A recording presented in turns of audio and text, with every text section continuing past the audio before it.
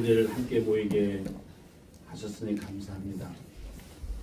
오늘 저희들이 함께 생각하는 이 하나님의 말씀이 저희들의 삶의 발걸음을 바르게 할 수 있게 하시고 그 일을 통해서 많은 사람들이 저희들을 따라올 수 있게 하시고 그래서 이 땅 위에 하나님의 평화와 하나님의 은총과 하나님의 축복과 하나님의 정의가 이루어지는 그런 일에 쓰임을 받는 그런 귀한 시간이 되게 하여 주시옵소서. 예수님의 이름으로 기도드리옵나이다. 우리가 말씀을 중심으로 살아야 된다. 말씀 그러는데 그때 그 말씀이라고 할 때에 쓰는 사람들의 생각이 다양할 겁니다. 이런저런 다양할 텐데. 우리가 잊지 말아야 될 거는 이게 말씀은 성경이고요. 기록된 말씀. 근데 완전 계시라고 그러니까 완전한 하나님의 뜻이 들어있는 말씀이다. 근데 말씀이라고 성경이라고 그래도 아주 굉장히 막연하게 짝이 없으니까 꼭 기억할 거는 말씀의 중심은 모세오경입니다. 더 말할 것 없이 모세오경이 말씀입니다. 율법이죠. 근데 예수님께서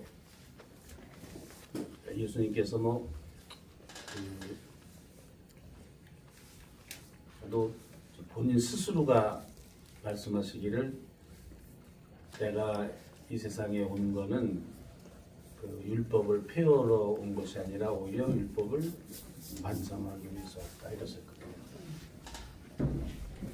그러니까 그때의 율법은 더할 것 없이 예수님이 하셨던 율법은 모세오경입니다. 그래서 이 모세오경이 기독교의 핵심이고 우리가 말씀을 중심해서 살아야 된다. 말씀대로 살아야 된다고 그럴 때에 그 말씀은 모세오경이다 하는 것을 우리가 잊지 말아야 된다고 생각합니다. 굉장히 중요한 모세오경은 더 말할 것도 없이 하나님의 구원의 역사입니다. 사람들이 하나님이 지으신 원래 하나님이 지으셨던 이 지구상의 하나님의 나라는 에덴 동산입니다. 이건 더 말할 것도 없이 에덴 동산입니다. 그러니까 구원이라는 건 쉽게 얘기하면 에덴 동산의 회복입니다. 하나님과 사람 그리고 자연이 조화롭게 살아갔던 그런 곳. 또 하나 잊어버리지 말아야 될 건 그거는 땅 위에 있었던 나라였다. 하늘나라가 아니라 땅 위에 있었던 하나님의 나라였다. 그러니까 우리가 또 하나 잊지 말아야 될 건 땅입니다. 땅. 구약 성경에 나오는 신약까지를 포함을 해서 이제 하나님이 구원의 역사를 이루신다. 예수님도 이 세상에 오셔서 구원의 역사를 이루신다고 할 때 그 구원은 추상적 개념도 아니고 그리고 또 하늘나라에 있는 것도 아니고 미래에 다가올 것도 아니고 그리고 지금 이 땅 위에서 이루어질 구원을 얘기하는 겁니다. 그러니까 구체적인 땅이라는 것을 절대로 잊어서는 안 됩니다. 그러니까 우리가 예수님도 주기도문에서 가르쳐 주셨던 대로 뜻이 하늘에서 이루어진 것 같이 땅에서도 이루어진다라는 그래서 이게 우리가 허구가 아니고 아주 구체적으로 이 땅 위에 하나님의 나라를 이루어야 된다. 우리 신약을 공부할 때 얘기를 하겠지만 예수님은 하나님의 나라를 선포하셨죠. 하나님의 나라가 가까이 왔다. 하나님의 나라에 대한 얘기를 하셨지 무슨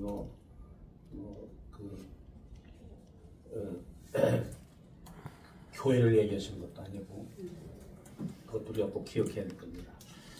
이거 지난주까지 다 얘기한 거는 사람이 우리 인간들이 이제 타락을 해서 죄를 지었단 말입니다. 에덴 동산에서.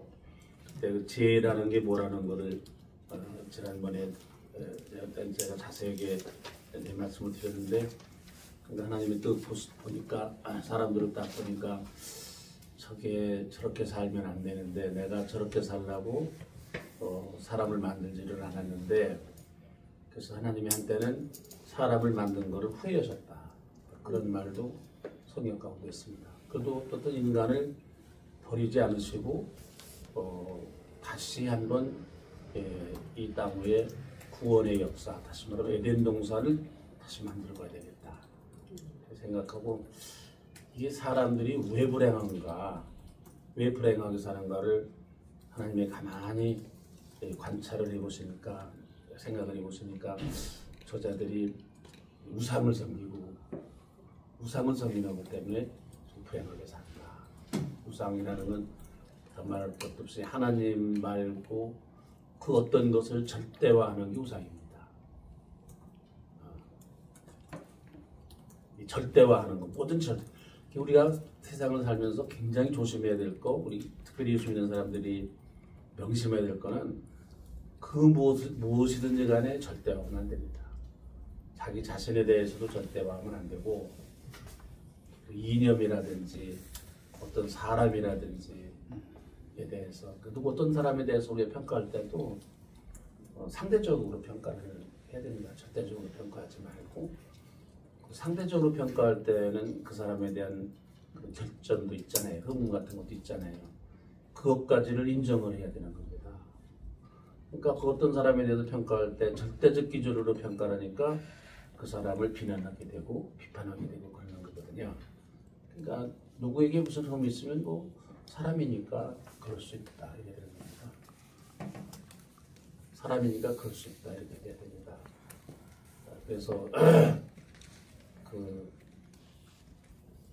사람에 대해서도 그 어떤 사람을 절대화하면 안 되고,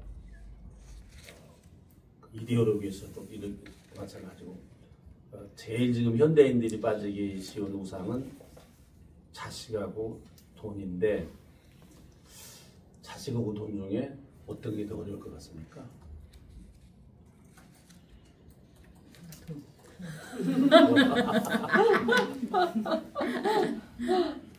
근데 하나님을 이기는, 하나님하고 굉장히 동등한 입장에, 동등한 그 위치에 있는 게 돈입니다. 그래서 그 예수님도 말씀하셨어요. 하나님과 돈을 동시에 섬길 수 없다, 같이 섬길 수 없다 하셨거든요. 그러니까 예수님에게 있어서 적어도 돈이라는 건 하나님과 동등한 거예요. 거의 하나님과 돈. 야, 그게 참 대단하신. 어떻게 아셨지? 돈과 하나님을 동시에 섬길 수 없다. 그 얘기는 돈이 그만큼 하나님만큼의 위력이 있다라는 겁니다. 돈. 그리고 너무 재밌는 말씀도 하셨는데, 네 마음이 있는 곳에 돈이 있다 그러시지 않고 돈 있는 곳에 마음이 있다 그랬어요. 예수님의 대단한 말씀이에요. 우리는 어디 마음이 있어야 돈이 간다고 생각하잖아요. 그런데 돈 있는 곳에 마음이 있다, 그렇게 예수님이 얘기를 했어요. 그래서 교회에서도 헌금 많이 하는 사람이 굉장히 중요한 사람입니다. 그래야 교회를 살아갑니다. 그리고 교회에서도요, 목사에게 뭐를 사주는 사람이 목사를 살아가지, 목사한테 얻어먹는 사람은 꼭 배신합니다. 우리 옛날에 선배 목사님들이 그 말씀을 하셔서 나는 에이, 그럴 리가 있는가 그렇게 생각했지만, 지나놓고 보니까 그래서 제가 레위 사람에 대한 얘기도 했지만은, 레위 사람은 얻어먹는 사람이었습니다. 다른 사람들에게. 그런데 이제 아브라함의 경우에 보면, 아브라함이 믿음의 조상이라 그러는데, 아브라함의 경우를 보면은요, 돈은 버렸어요. 그 본토를 아비 집을 떠나서 가라 그러니까, 그때 뭐 이것저것 있었을 거 아닙니까? 집도 있고 그 버리고 아브라함이 떠났는데 마지막 하나님이 시험한 게 자식이었어요. 자식. 그래가지고 그 이삭을 갖다 바치라 그래서 아브라함이 이삭을 죽이려고 그러니까 하나님이 죽이지 마라. 그러면서 유명한 말을 썼어요. 이제야 네가 나를 사랑한 줄 알겠다 했어요. 이제야. 그러니까 그 전에 하나님이 아브라함을 사랑하셔서 뭐 이런저런 그 대화도 나누시고 그러고 그랬는데 자식을 바치는 걸 보고 이제야 네가 나를 사랑하는 것을 알겠다 그러셨거든요. 그러니까 성경에는 적어도 아브라함에게 있어서는 돈보다 자식이었던 것 같아요. 근데 우리 한국교회 목사님들도 곧 자식에게 다 넘어져요. 곽선임 목사님도 제 자식에게 넘어졌고 저기 김상원 목사님도 자식에게 넘어지고 되게 그 자식 때문에 사실은 이게 넘어지는 것 같더라고요. 근데 극복하기가 어려운 게 현대인들이 극복하기가 어려운 게 세 가지라고 생각을 하는데 하나는 돈이고 하나는 자식이고 하나는 이데올로기예요. 절대로 여러분들 이데올로기에 넘어가면 안 돼요. 절대 하면 안 돼요. 그거는 그냥 하나의 수단에 불과한 거고 상대적으로 우리가 생각을 해야지 그거를 절대 하면 안 된다고 생각해요. 어떻든지 간에 또 하나는 이게 이자들이 결국은 치마를 지어서 입더니 그래서 소유욕이 생기게 됐고 그래서 그게 경쟁이 됐고 우리 인간을 가장 힘들게 불행하게 하는 것에 그 두 번째는 그 우상이라는 건 우리를 코를 깨고 다니거든요. 우상을 섬기게 되면 우상에게 코가 끼어서 평생 동안 우상에게 끌려다니는 거예요. 한번 넘어가면 그 돈에 넘어가든 돈을 우상으로 하든 돈에 평생 코가 끼어서 돈 하다가 마지막에 돈으로 죽어요. 돈 하다가 죽어요. 뭐 자식도 마찬가지고 이데올로기도 마찬가지고 그래서 우상을 섬기지 말라. 이게 그래서 불행하다는 거예요. 이렇게 비참하게 노예처럼 무엇에 끌려다니지 말고 살아라. 자유로워라. 내가 너희를 자유롭게 했는데 다시 종의 멍에를 매지 말라고 할 때에 그 종의 멍에라는 거는 우상이에요. 우상의 멍에를 매지 말고 자유롭게 살아라. 뭐에 매이지 말고 그냥 자유롭게 살아라. 하나님이 자유를 줬다. 내가 너희들한테 자유롭게 살라고 했는데 왜 이것저것에 매여가지고 이렇게 쫄쫄매면서 그거에 종로로서면서 사느냐 그거거든요. 두 번째 인간을 불행하게 하는 거는 결국은 더 말할 것도 없이 소유와 경쟁이에요. 소유를 하려다 보니까 계속 경쟁을 하거든요. 이걸 우리가 내려놔야 돼요. 내려놓는데 불교에서도 이걸 해탈이라고 그러잖아요. 다 내려놔 보는 거예요. 집도 나가보지. 집도 내려놨어. 성도 버려. 마지막에 뭐까지 내려놨어. 머리까지 깎아. 이 머리털도 이게 보통 심각한 게 아니게. 이 경쟁이 심한 우리 몸에도 제일 경쟁이 심한 게 머리예요. 머리털이에요. 왜요? 맨날 머리에 돈 들이고 그러잖아요. 이거 어떻게 깎느냐, 뭐 어떻게 가꾸느냐. 이게 아주 복잡하기 짝이 없어요. 이게 머리털이. 우리 몸 중에 신경을 가장 많이 쓰는 부분이 머리예요. 이게 사실은. 그러니까 불교에서는 머리도 깎는 거예요. 이거 다 버린 거예요. 그래서 이제 우리를 얽어매는 그 경쟁심 이런 게 몇 개가 있냐 하는데 부처님이 굉장히 오래 사셨기 때문에 세봤어. 108가지야. 108번이라고 그러면 108번이라는 게 그 108가지야. 예수님은 짧게 살으셔가지고 셀 새가 없었어. 근데 부처님은 오래 사셔가지고 이것저것 세봤더니 108가지야. 죽어도 안 돼. 안 버려져. 이게. 그러니까 무슨 참선 같은 걸 하는 거야. 벽면 보고 앉아가지고 몇 년을 한다든지, 들어놓는다든지, 굶어본다든지 별짓을 다 해. 그래도 안 돼. 해탈이 안 돼. 해탈이라는 게 구원이에요. 공이야, 공. 아무것도 가지지 말아야 아담처럼 돼야 해탈이 되고 부처가 된다는 거예요. 해탈이 된다는 거예요. 이 부처, 근데 우리는 기독교는 불교와 다른 거는 어떻게 하면 내가 가진 걸 내려놓느냐? 딱 하나예요. 하나님 거다. 그거예요. 그걸 인정하는 거예요. 하나님 거다.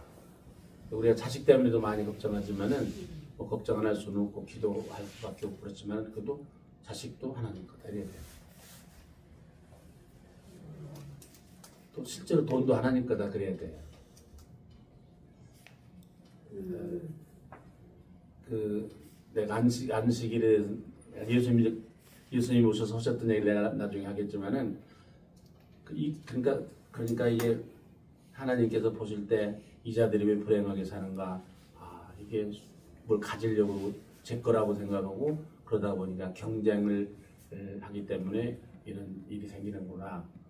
그래서 지난주에 말씀드린 거는 하나님이 이 땅에 한번 본격적으로 에덴 동산을 한번 다시 만들어 봐야 되겠다. 이제 구원을 한번 해봐야 되겠다. 구원이라는 건 뭐 죽어서 천국 가는 것도 구원이지만은 사실은 내가 여러분들에게 물어보고 싶은 거는 다 구원받았는지 모르겠어요. 여러분들이 다 받는 어디서 그거 물어보죠? 어느 내비게이터가 그러나 구원 형제 구원받았습니다. 물어보나 내비게이터에서 그러나 CCC에서 그러나 CCC는 안 그러죠. 네, 뭐 이렇게 직접적으로는 처음부터는 근데 이제 문제는 이거예요. 우리가 냉정하게 생각을 해서 구원받기 전과 구원받은 후에 다른 점이 뭐냐 이거예요. 여러분들은 뭐 지금 다 구원받은 사람이라고 스스로 생각하잖아요. 그런데 그러면은 구원받지 않은 세상 사람과 다른 점이 뭐냐 이거예요. 생각해봤어요? 난 구원받았기 때문에 세상 사람들과 다르다. 뭐가 다르냐? 이 대답 못하면 구원받은 증표가 없는 거죠. 근데 그거는 뭐 쉽게 말하면은 세상 사람보다 우리가 행복해야 돼요. 세상 사람 행복하다. 자는 게 행복이 이루려고 그러면은 아까 얘기한 대로 우상이 없어야 되고요. 뭘 다 내는데 그거 아니라고 그래야 경쟁을 멈춰요. 내게 아니라고. 자식도 내 거라고 내 자식이 아니라고 그래야 다른 자식과의 경쟁 속에 속상하지 않거든요. 이것이 이루어진 것이 구원이거든요. 그래서 이 세상에서 하나님이 행복하게 살기를 원하시는 거예요. 두 번째로는 우리 세상의 구조 자체가 사람만 행복해도 되는 게 아니고 우리가 사는 이 세상의 구조 자체가 이게 행복해야 되는 거거든요. 이러나 저러나 뭐 공산주의나 전체주의보다는 민주주의라는 제도 자체가 인간을 좀 행복하게 하는 그 상대적으로 그런 거 아니에요? 그러니까 우리가 민주주의를 선택하는 거 지지하는 거예요. 맞아요. 우리 세상 이 자체가 행복해야 되는 거예요. 그래야 세상만 행복하고 사람이 불행할 수도 있고 사람은 그게 둘 다 같이 행복해야지 하나만 행복할 수가 없어요. 불의한 세상에서 사람 하나도 행복할 수가 없고, 네? 사람이 행복하려고 하면 이 세상 전체가 행복한 세상이 돼야 되거든요.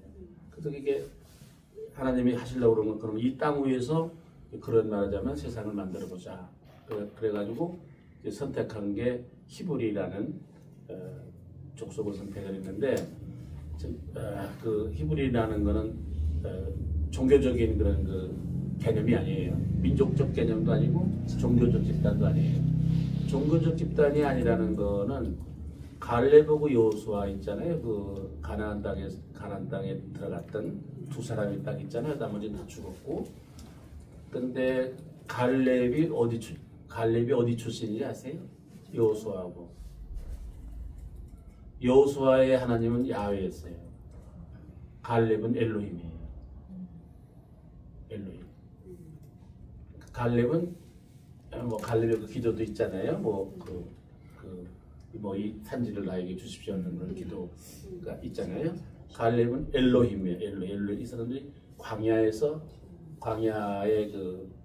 그렇게 같이 그렇게 했던 합류를 했던 그 족속이거든요. 그러니까 벌써 그 가나안 땅에 들어간 이스라엘 민족의 두 족속이 가장 강력한 지도자들이 둘 여호수아와 갈렙 자체가 종교가 달랐어요.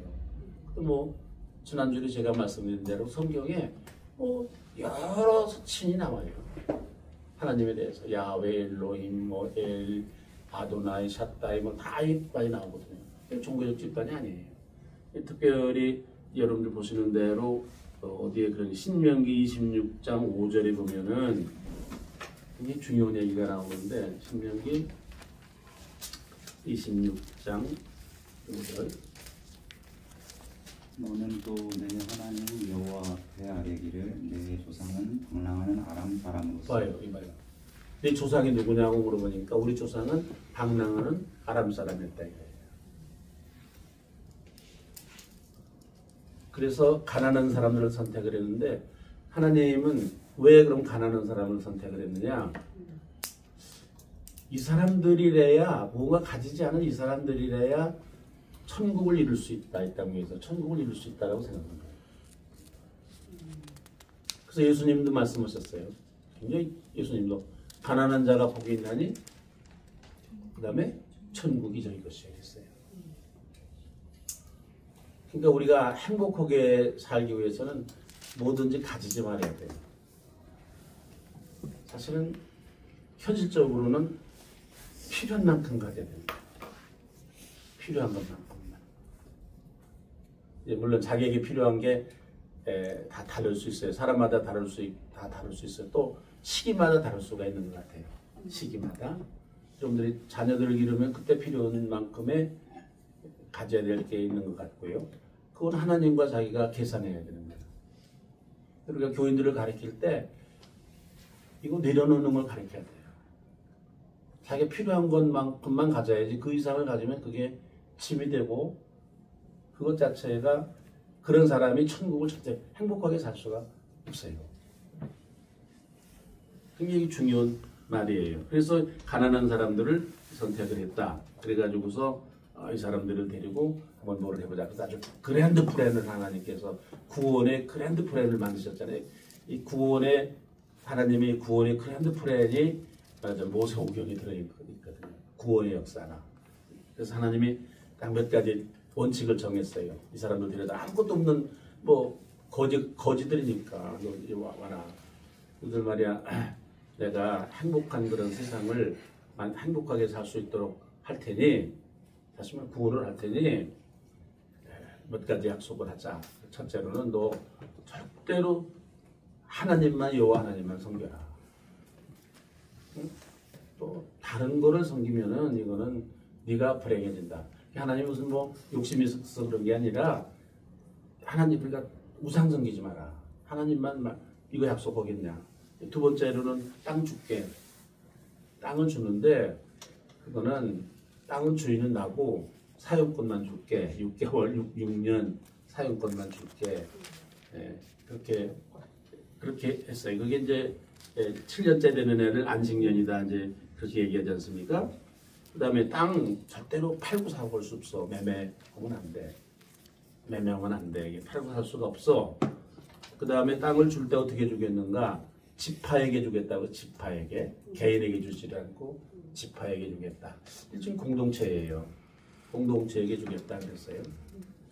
이 공동체라는 게 참 중요해요. 그러니까 개인이 땅을 가지면 안 된다는 거예요. 적어도 공동체가 가져야 된다는 거예요. 무슨 재물이든지 뭐든지 공동체가 가져야 된다. 그러는데 그래서 주기도문에도 예수님이 이 정신을 이어받아서 기도를 하라고 그런 거는 우리에게 일용할 양식을 주시옵고 이렇게 했어요. 나에게가 아니네. 나에게가 아니라. 참 주기도문을 보면은요 전부 우리야. 하늘에 계신 우리 아버지, 우리. 나의 뭐 아버지시여 뭐 나를 사랑하는 뭐 그거 다 미친놈들이야. 그건 주기도문. 그러니까 기독교 신앙이 뭔지를 몰라요. 하나님은 혼자 가면은 네가 누구냐 그러세요. 같이 가야 옆에 사람하고 같이 가야 그래 네가 누구냐 이러시는 거예요. 네가 내 아들이구나. 그러니까 세종호텔 노동자하고 같이 가야 너 내 자식이구나 그러시지. 혼자 가면은 그러니까 우리의 기도와 우리의 삶 속에 다 다 다른 사람이 있어야 되는 거예요. 다른 사람이 있어야 되는 거예요. 그렇다면 하나님이 우리 기도 안 들어요. 네가 누구냐? 아버지라고, 내 자식이라고 하나님이 얘기 안 하시고 꼭 있어요. 그 솔로몬 성전에 그 사도행전에 나오는데 그 요한과 베드로가 이렇게 성전문에 들어갈 때 그 미문 앞에 거지가 앉아 있었잖아요. 네? 교회는요 문 앞에 거지가 있어야 교회예요. 안 어울리는 것 같지? 미문 앞에 거지가 안 어울리는 것 같지? 그 무슨 소리냐? 거지들하고 교회가 우리의 삶이 연대가 돼 있어야 돼요. 내 삶이 연대가 돼 있어야 돼요. 그러니까 여러분들이 막 안타까워하고 막 친하고 뭐 가깝고 이런 사람이 누구냐? 뭐 내 남편이고 뭐 내 자식이고 뭐 내 아내고 그것만 가지고는 안 돼요. 적어도 내 삶에 가난한 사람이 구체적으로 연결되어 있어야 돼요. 내가 가지고 있는 돈이 가난한 사람하고 연결되어 있어야 되고 내 지식이 가난한 사람들하고 연결되어 있어야 되고 내 능력이 다른 사람하고 연결되어 있어야 되고 그래서 내 기도 속에 가난한 사람들이 다른 사람이 연대되어 있어야 돼요. 그 사람이 기도를 드리는 자격이 있어요. 우리 아버지예요. 우리 내 아버지가 아니라 우리 아버지예요. 우리 아버지. 그러니까 교회가 가난한 사람하고 연대가 되어 있어야 돼요. 이게 중요한 말이에요. 그래서 일용할 양식을 주시었고 그럴 때 그 예수님의 그 기도의 가르침이 예수님이 자기가 말한 대로 내가 율법을 완성하러 왔다 그 말씀을 하신 뜻이 거기에 있어요. 지파 땅을 지파에게 줬는데 굉장히 공평하게 주셨어요. 인구를 수를 따라서 제일 뽑기를 해가지고 주셨다 그러지 않았어요? 분배가 정의로웠어요. 11조 있잖아요. 11조는 어떻게 하는 게 11조인데? 목사? 10분의 1을 내는 게 11조지. 전제가 있어요. 공평한 분배를 전제로 한 11조예요. 그러니까 100만 원 버는 놈의 11조는 얼마야? 10만 원이지. 1000만 원 버는 놈의 11조는 얼마야? 100만 원이지. 아니야. 산술조 11조야. 사실은 11조라는 거는요. 11조라는 거는 자기에게 필요한 것 빼고는 하나님 거라고 봐야 되는 거예요. 이거는. 그러니까 예를 들어서 1000만 원 받은 사람이 100만 원 11조 내고 100만 원 버는 사람이 10만 원 그건 산술적 11조지 1000만 원 버는 사람이면 최소한도의 자기의 생활비를 빼고 나머지는 누구 거냐? 하나님이 나에게 다른 사람과 같이 쓰라고 주신 돈이야. 내 게 아니야. 예를 들면 1000만 원 벌었다 내가 그러면 뭐 내가 양심적으로 따져봐야지 한 300만 원 필요하다. 그럼 그 나머지 700만 원이 11조야 되는 거야. 원칙적으로. 이게 율법의 정신이에요. 그렇게 내라는 거예요. 그러니까 공정한 분배를 기초로 한 전제로 한 11조가 10분의 1이 그게 진정한 의미에서의 11조예요. 우리 갈릴리 교회 공동체 계약에 보면 산술적 11조를 내는 게 아니라 신앙적 11조를 낸다. 그런 말이 있어요. 갈릴리 교회 계약 공동체에 그런 얘기가 있습니다. 어쨌든 그 다음에 7년째 되는 해는 안식년이기 때문에 이거는 사실은 안식년에 거기서 저절로 자라고 저절로 열리는 열매, 저절로 자라는 곡식 이런 것들은 나그네와 이방 사람들 그리고 고아나 과부 이런 사람들이 먹게 하셨지만은 7년 거는 내 거니까 하나님이 그 해에 자연적으로 추수하는 건 하나님이 기르신 거니까 그건 내 거다. 근데 그 내 게 누구 거냐? 가난한 사람 거다 이거야. 하나님 거는 자기는 가난한 사람 거다. 그러는 거예요. 근데 더 놀라운 사실은 7년째 되는 해 자연과의 갈등이 회복되는 해예요. 자연과의 갈등이. 그러니까 이게 우리가 인간이 뭐 농사 짓는 걸 뭐 산모자 건다든지 또 양계할 때도 닭을 막 하루에도 알 2개나 캐다 불켜놓고 이게 자연을 그렇게 하면 안 된다는 거지. 그러니까 7년째 되는 해는 이거는 자연과의 화해를 하는 해예요. 자연과의 화해를 하는 그런 해입니다. 이거를 제도화하기 위해서 만든 게 이제 11조인데 11조라는 거는 뭐냐면은 분배의 현재 부가세가 있잖아요. 부가세가 11조부터 나온 거야. 부가세가 11조부터 나온 건데 이 11조라는 거는 두 가운데로 쓰였어요. 하나는 레위 사람에게 줬어요. 11조를 받아서 레위 사람에게 줬어요.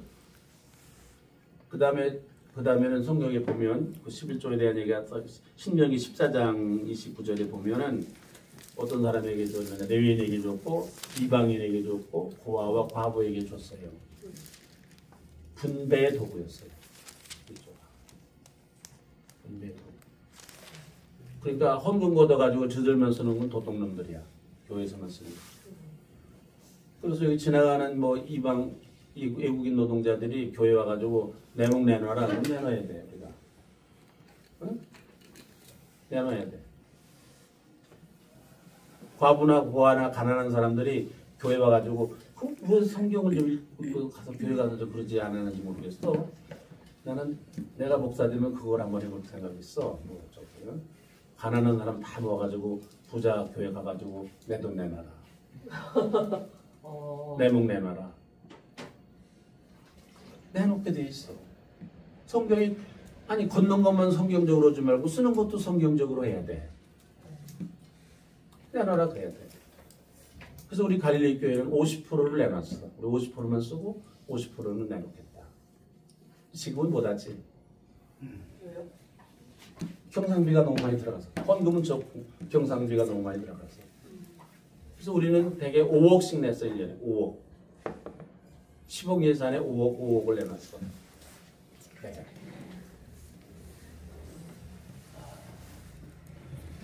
이게 11조의 정신이에요.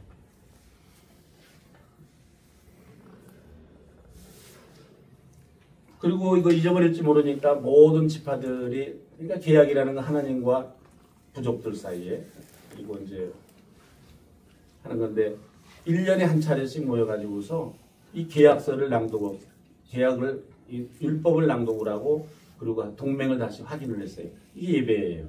예배라는 건 계약을 확인하는 날이 예배예요. 1년에 옛날에는 한 번씩 했어요. 정을 초하는 날. 모든 지파들이 모여가지고서 이 율법을 낭독하고 그리고 하나님 앞에 이렇게 지키고 살겠다. 또 우리 같이 이렇게 지키고 살자. 그렇게 계약을 했어요.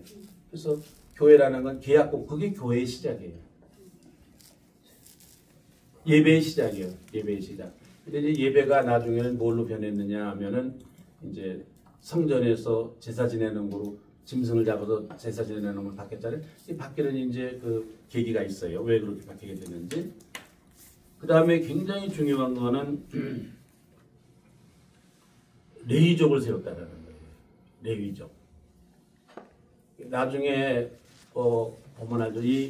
이와 같은 그 공동체가 프로토 이런 공동체가 가나안 땅에서 이루어졌는데 물론 광야에서 40년 동안 훈련을 하고 그 훈련에 있어서의 가장 핵심적인 훈련이 뭐였느냐 만나였다고 나왔습니다. 일용할 양식. 사람이 행복해지려면 일용할 양식일 때 행복해지는 거예요. 일용할 양식일 때 행복해.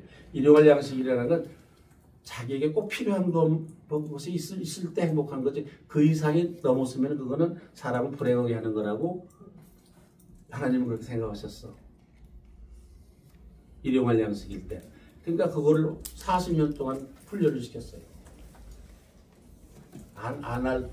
아예 제도적으로 하루 더 지나면은 썩었다 그러는데 나는 썩썩진 않았을 것 같아. 안식일 날 전에 간 건 이틀 갔거든. 그러니까 본래 안 썩은 거야. 그러니까 이게 무슨 제도였어. 그게 만약 만나라는 게 오래 보관할 수 있었다 그러면은 그게 만나가 축복이었겠어요. 사람들이 밤에 만나가 내리는 잠 잤겠어? 다 눈 부릅뜨고 와서 만나 주느라고 막 치고받고 싸먹고 선 거놓고 여기 떨어지는 건 내 거다. 그래서 딱 뭐 서로 싸먹고 그게 만나가 그게 축복이었겠습니까? 저주였겠습니까? 하루만 먹을 거 하루만 먹는 음식이니까 그게 행복이 된 거예요. 지금 우리의 불행이라는 것도 일용할 양식을 넘어서 가지려고 하는 욕심 때문에 생긴 불행이에요. 전체적으로. 이걸 훈련을 해야 되는 건데 이거를 말하자면 그래서 교회가 해야 되는 일 중에 굉장히 중요한 일은 교인들로 하여금 자꾸 일용할 양식만 남기고 뺏어야 돼요. 무슨 수를 써서라도 뺏어가지고. 근데 뺏어가지고 교회가 가지고 있으면 안 되고 이거를 말하자면 가난한 사람들에게 나눠주는 일을 해야 돼요. 이게 그 교회가 좋은 교회야. 또 그래야 돼 교회가. 그런 사람들이 모여야 되는 거예요. 그런 사람들.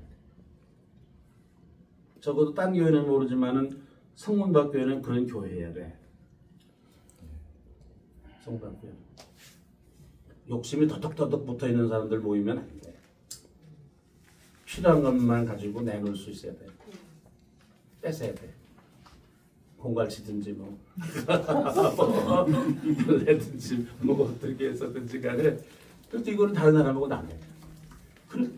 어떻든 우리가 꼭 기억해야 될 건 뭐냐면 내가 가지고 있는 것 중에 내가 필요한 것만 꼭 필요한 것 이상의 거는 그거는 하나님이 다른 사람하고 쓰라고 주신 거다라는 이 생각을 우리가 꼭 가져야 되는 거예요. 그건 다른 사람을 위해서가 아니라 내 행복을 위해서야. 그러니까 나는 요만큼만 가지겠다 그래야 되는 거예요.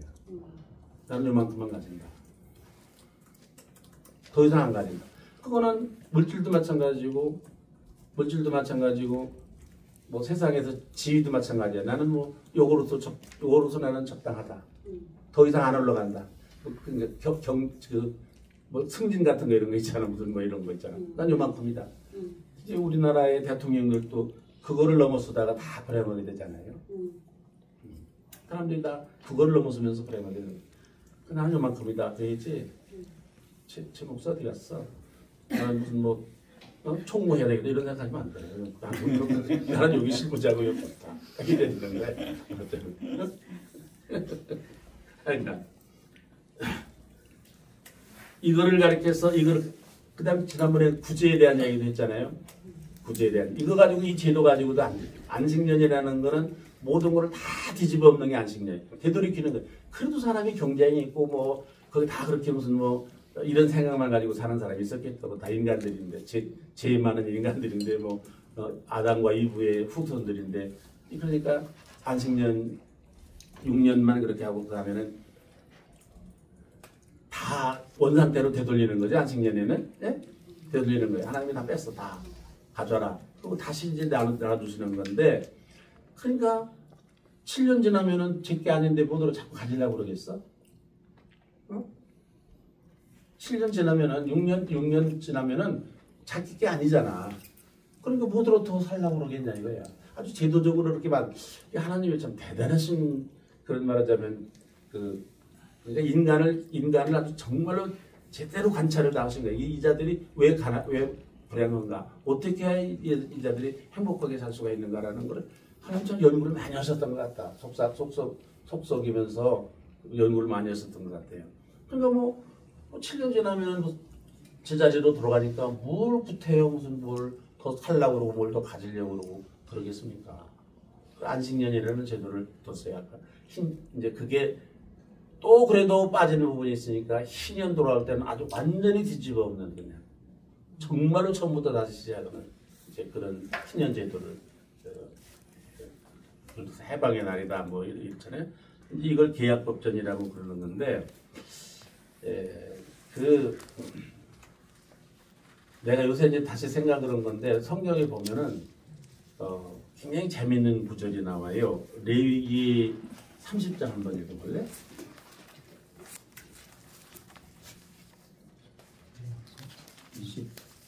30장 13절. 레위기 30장. 레위기가 13. 우리가 잘못됐네. 신명기 36장. 아니야. 그 레위기에 보면 내가 이거 잘못 써봐서 이렇게 잠시만 그냥 말로 할게요. 그냥 보세요. 11조를 낼 때도 뭐 메세겔의 반 또 성막 짓는데도 몇 자 무슨 뭐 옷을 만드는데도 뭐 어떻게 너무 자세하게 기록이 돼 있어요. 네? 그 세겔이라는 데가 세겔 메세겔이라는 데가 먼저 자세히 보면 있을 텐데 어떻든지 너무 자세하게 기록이 돼 있어요. 디테일해요. 이게 무슨 소리냐면요. 27장 30절이에요. 17장 27장 30절. 레위기? 네. 네. 보세요. 이게 지금 대표적인 건데 레위기 27장? 17장? 27장 30절. 한번 읽어보세요. 저기다서. 그리고 그 땅의 10분의 1 곧 그 땅의 곡식이나 나무의 열매는 그 10분의 1은 여호와의 것이니 여호와의 성물이라. 또 만일 어떤 사람이 그의 11조를 물으려면 그것의 5분의 1을 더할 것이요 모든 소나 양의 11조는 목자의 지팡이 아래로 통과하는 것에 10번째 것마다 여호와의 성물이 되리라. 아니야, 그거 아니야. 이건 아니야. 아니고 뭐 세겔 얘기야, 세겔 얘기. 세겔. 27장 앞쪽에 있어요.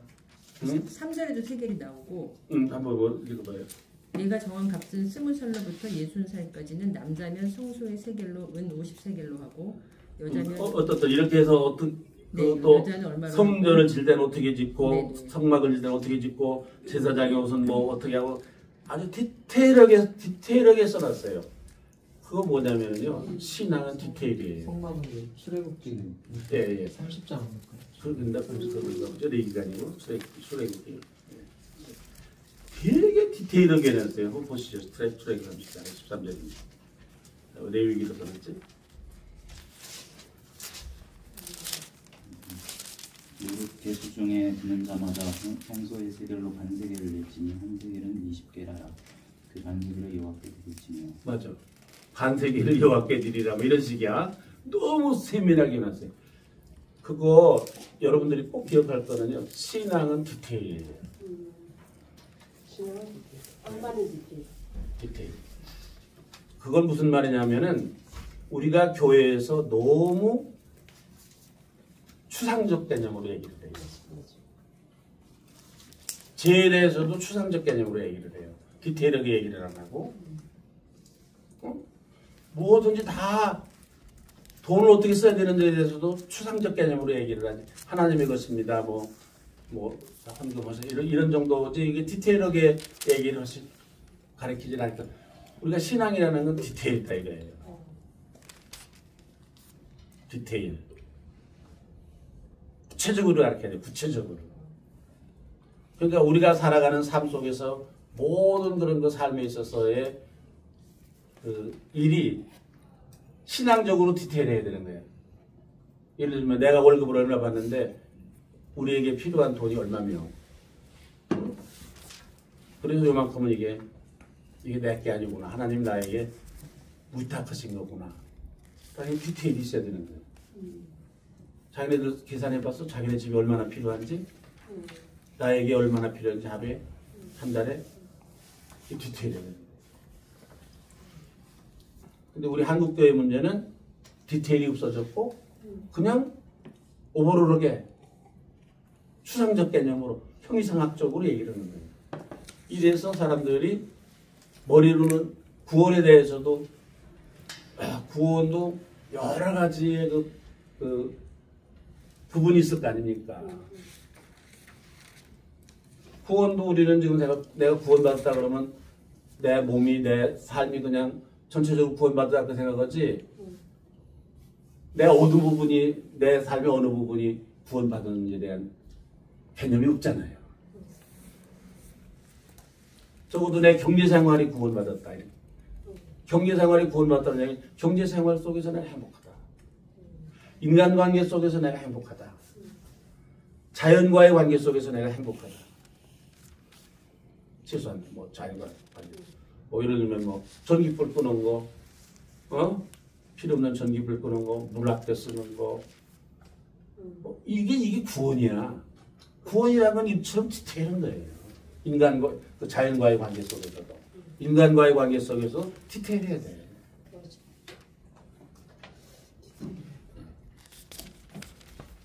모든 사람이 다 좋다 그래도 안 돼요. 어울릴 사람하고 어울려야 되는 거예요. 인간관계도. 이놈 저놈 다 좋다 그래도 안 돼. 이놈도 좋다 저놈도 좋다 그러면 안 돼. 인간관계. 그게 디테일해야 돼. 신앙이라는 거. 그래서 우리가 이 계약법절에 보면은 모든 게 다 디테일합니다. 그래서 이런 계약법전이 이제 지난 복습인데 가나안에 입주를 했는데 40년 동안 이거를 하다가 근데 뭐 신학자들의 경우에 본래 하나님이 가나안 젖과 꿀이 흐르는 가나안 땅을 주겠다 그런 얘기를 해보시지 않고 그냥 젖과 꿀이 흐르는 땅을 주겠다 하나님 주신다고 그래서 그걸 가자 그랬는데 그게 꼭 가나안 땅이었을 거라고 사람들이 생각 안 해요. 많은 신학자들이. 우린 지금 아예 가나안 땅을 처음부터 출애굽할 때부터 정해놓고 거기로 가려고 거기를 하나님이 주셨기 때문에 바로 가려면은 뭐 그때 걸어가더라도 일주일밖에 안 걸리고 한 열흘밖에 안 걸리고 요새는 반나절 가요 타고. 근데 거기서 40년을 헤맸단 말입니다. 그래서 그거 가지고 막 설교도 많이 하고 이제 그렇게 하지만은 아마 어느 땅으로 가야 되는지에 대한 모색기였을 거로 그렇게 생각하는 신학자들이 여기서 많이 있어요. 요새도. 근데 그 증거가 뭐냐면은 그럼 하나님이 가나안 땅을 우리에게 젖과 꿀이 흐르는 땅을 준다고 그랬으면은 빈 땅이잖아. 가서 빈 땅. 가보니까 이미 사람들이 다 살고 있어요. 가보니까 누구였냐? 가나안 사람들이 살고 있는데 이 사람들의 종교가 뭐냐면 바알이에요. 바알. 바알이라는 거는 생산의 신 아닙니까? 농경 시대의 농경 문화의 신이에요. 바알이에요. 그 야훼는 전쟁의 신이고 전쟁을 잘해요. 그래서 교회에서 싸움들 많이 하나 봐. 그래서 전쟁을 하고 바알 신은 생산의 신이에요. 그러니까 이제 바알 신의 제사라는 건 바알 신을 섬기는 사람들의 제사라는 건 뭐냐면은 그 성전마다 바알 제단, 바알 신의 그 신당마다 그 프로스티튜트 그러니까 창녀들이 있었어요. 신녀라 신녀. 그래가지고서는 그 바알의 사제들이 제사 지내는 건 뭐냐면 성행위라는 거예요. 바알 신상 앞에서. 그럼 바알 신상이 질투가 나가지고 신들이 또 성행위를 하는 거야. 그러면은 곡식이 많이 열리는 거야. 그게 바알신의 말하자면 교리야. 지금도 고린도 교회 같은 데 가보면 있어요. 거기가 아직도. 그 신당이, 바알신의 그 신당이. 그걸 이방신이라고 그래요. 이 생산의 신이야. 생산의 신. 축복의 신이야. 바알신이. 그러니까 이스라엘 사람들이 또 가보니까 말이야. 맨날 천막이나 치고 왔다 갔다 하고 살던 사람들이 가보니까 뻔떠덕이 집 지어놓고 살잖아. 부럽잖아. 이 사람들이 안 빠질 리가 없는 그러니까 막 이 바알 성경에 보면은 가나안을 점령으로 다 죽여라 막 이랬어요. 그냥. 얼마나 잔인해. 그래가지고 이것 때문에 그 영국이든지 무슨 뭐 네덜란드든지 스페인이든지 옛날에 서구 제국주의자들이 아프리카라든지 무슨 남미라든지 이런 데가 다 죽였어. 원주민들을 다 죽였어. 그 여호수아서에 있는 그 다 죽이라고 바알을 가나안 땅을 점령한다고 그럴 때 다 죽이라고 그래가지고 죽인 거야. 그것 때문에. 근데 그게 아니야. 사실은 이 바알 신이 얼마나 무서우냐면 돈이라는 게 얼마나 무서우냐면 아무리 여호와를 뭐 경외라 뭐 어떻다 그래봐도 소용없어 이게 말이야. 너무 좋은 거야 이게. 바알 신이 너무 풍부하고 너무 좋은 거야. 그냥 넘어가는 거야 이 사람들이. 이스라엘 사람들이. 그런데 이게 바알 신이 요새도 바알 신이 있어. 순복음교회 같은 데는 바알신을 섬기는 교회인지 몰라. 축복의 신. 축복받는다. 축복합니다. 축복의 신. 뭐 자식도 잘 되고 사업도 잘 되고. 이게 사상 자체가 이게 생각 자체가 이게 말하자면 야훼 하나님을 이름만 야훼 하나님이라고 불렀지만 생각 자체 개념 자체는 이거는 바알신의 개념이야. 그러니까 지금 내가 얘기한 대로 우리가 이 성경에서 보는 대로 여러분들이 설교를 하려면 여러분 다 가난하게 되셔야 됩니다. 가진 거 내려놓아야 되는 거냐? 가난하게 되라고 설교해야 될 거 아니야 우리가, 그치? 그치? 근데 요새 교회에서는 얘기하면 축복이야. 축복, 자식도 축복, 뭐 사업도 잘 되고, 뭐 축복. 이 바알신이거든요. 이거 하나님의 뜻이 있을 거로 생각해요. 요새 우리도 그러면 구원 이 땅 위에 하나님의 나라를 이루고 살고 싶습니다. 하나님이 하신 대로 그런 사회를 주십시오. 그런 세상을 주십시오. 그런 세상에 살게 해주십시오. 그럴 수 있잖아. 그렇게 생각할 수 있잖아요. 그거 아니에요. 지금 우리 사회라는 거는 바야흐로 뭐 옛날부터도 그렇지만 지금은 특별히 바알신이 지배하는 세상이 되어왔어요. 돈이 신이야. 우리 예수 믿는 사람들은 하마 말이라도 돈이 있으면 뭐든지 한다는 얘기를 하면 안 돼. 돈만 있으면 뭐든지 할 수 있다. 그 생각하면 안 돼요. 응? 이게 이 정신 자체는 바알신이 가나안 땅이야. 우리가 지금 살고 있는 데가. 여기에서 싸움을 해가지고 바알신을 물리치고 야훼 정신으로 살아야 된다는 거예요. 이 교회는 전투하는 교회야 돼요. 뭐와? 바알신과. 우리 한국교회가 이 싸움을 하지 않으면 안 되는데, 근데 앞을사 70년대는 있잖아요. 70년대는 그 발전하는, 개발하는 시대가 돼가지고, 땅만 사놓으면 그 다음날 올라. 집 사놓으면 1년 만에 2배가 돼. 70년대는. 그런데 조용기 목사님은 다 그게 하나님의 축복이라고 그러는 거야. 그 하나님이 안 하셔도 예수 할 믿는 놈도 순복비 안 되는 놈도 땅 사놓으면 올랐어. 땅값이. 배가 됐어. 말하자면. 그거를 이용을 해가지고 저 교회가 좀 커진 거야, 말하자면. 사람 속인 거지. 바알신에 의해서 된 줄을 모르고 저게 하나님이 축복한 걸로 생각을 한 거죠. 근데 이용훈 목사 때 와가지고 뭐 이렇게 가난한 사람을 좀 도와본다 그런 얘기를 꺼내기는 하지만은 아직 적당하지를 본격적으로 하는 것 같지는 않아요. 그러니까 지금 우리가 하나님이 우리가 만들려고는 하나님의 나라의 건설이라는 거는 빈 땅에다가 조건이 다 갖춰준 데서 하나님의 나라를 우리가 건설하라고 그런 게 아니라 바알신이 지배를 하고 있는 가나안 땅에서 하나님의 나라를 건설해봐라. 하나님의 나라를 이루어봐라. 그러네요. 그거예요.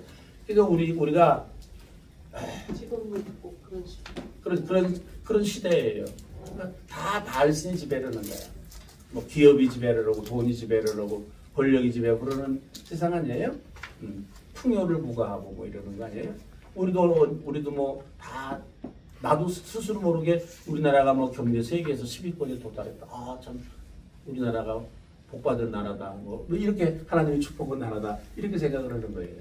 물론 뭐 하나님의 축복은 보고는 다른 나라에서 원조 받던 우리나라가 다른 사람들을 많이 도와주고 뭐 사실은 외국인 노동자에 대해서도 세계적으로 우리나라 교회만큼 외국인 노동자에 대해서 관심 있는 나라가 세계에 없어요.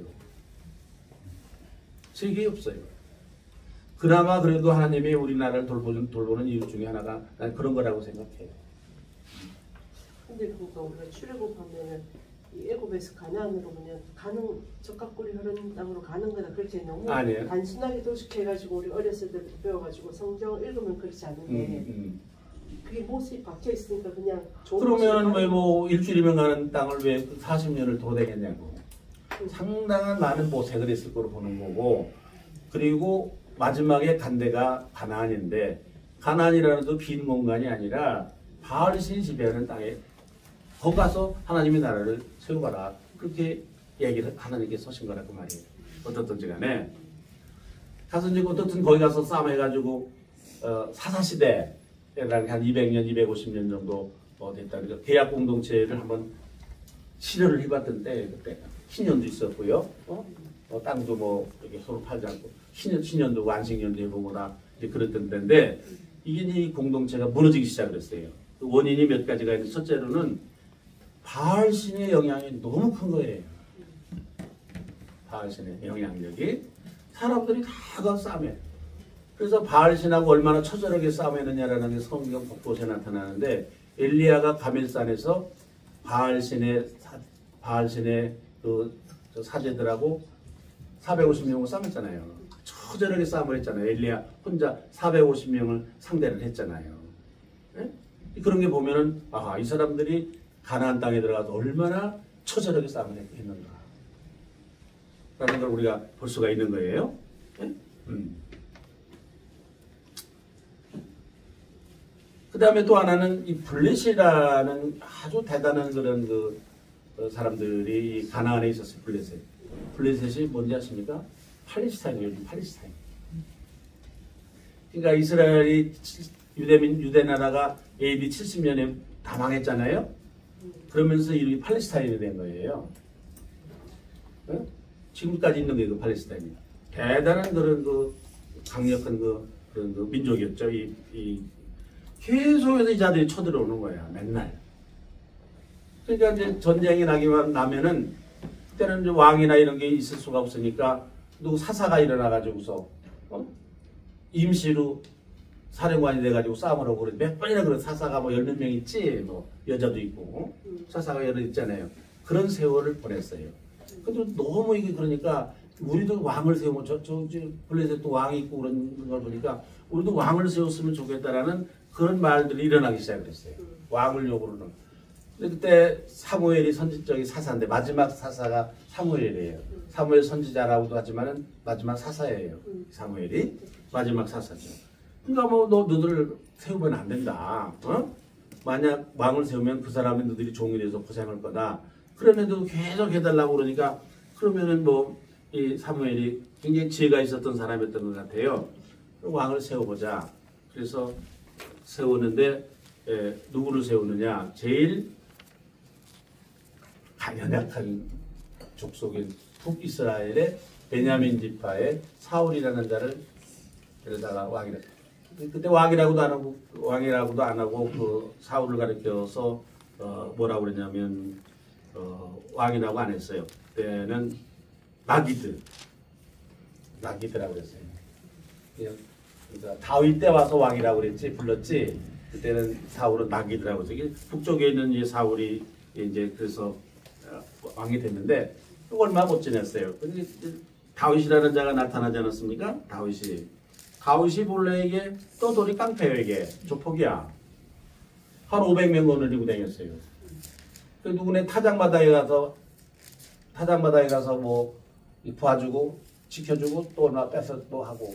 근데 이 블레셋하고 이 다윗이 전쟁을 많이 했는데 블레셋이 가지고 있었던 게 철기 문화였어요. 철기 문화. 블레셋이. 다윗도 그렇게 번독이 굉장히 지혜로운 대단한 능력이 있었던 사람이지. 철기 문화를 이 사람이 도입을 했어요. 다윗이. 응? 블레셋도 가면 붙어가지고 이겼어. 골리앗을 이겼어. 응? 근데 성경에 보면은 다윗이 어렸을 때 돌팔매 몇 개 가지고서 물맷돌 5개 가지고서 골리앗을 이겼다는 거 아니야? 그런 얘기가 있잖아. 그런 일이 어디 있을 수가 있어. 다윗이 철기 문화를 습득을 해가지고 골리앗을 이긴 거예요. 블레셋은. 물맷돌이 아니고. 근데 나중에 이스라엘 백성들이 어떻게 고백했냐?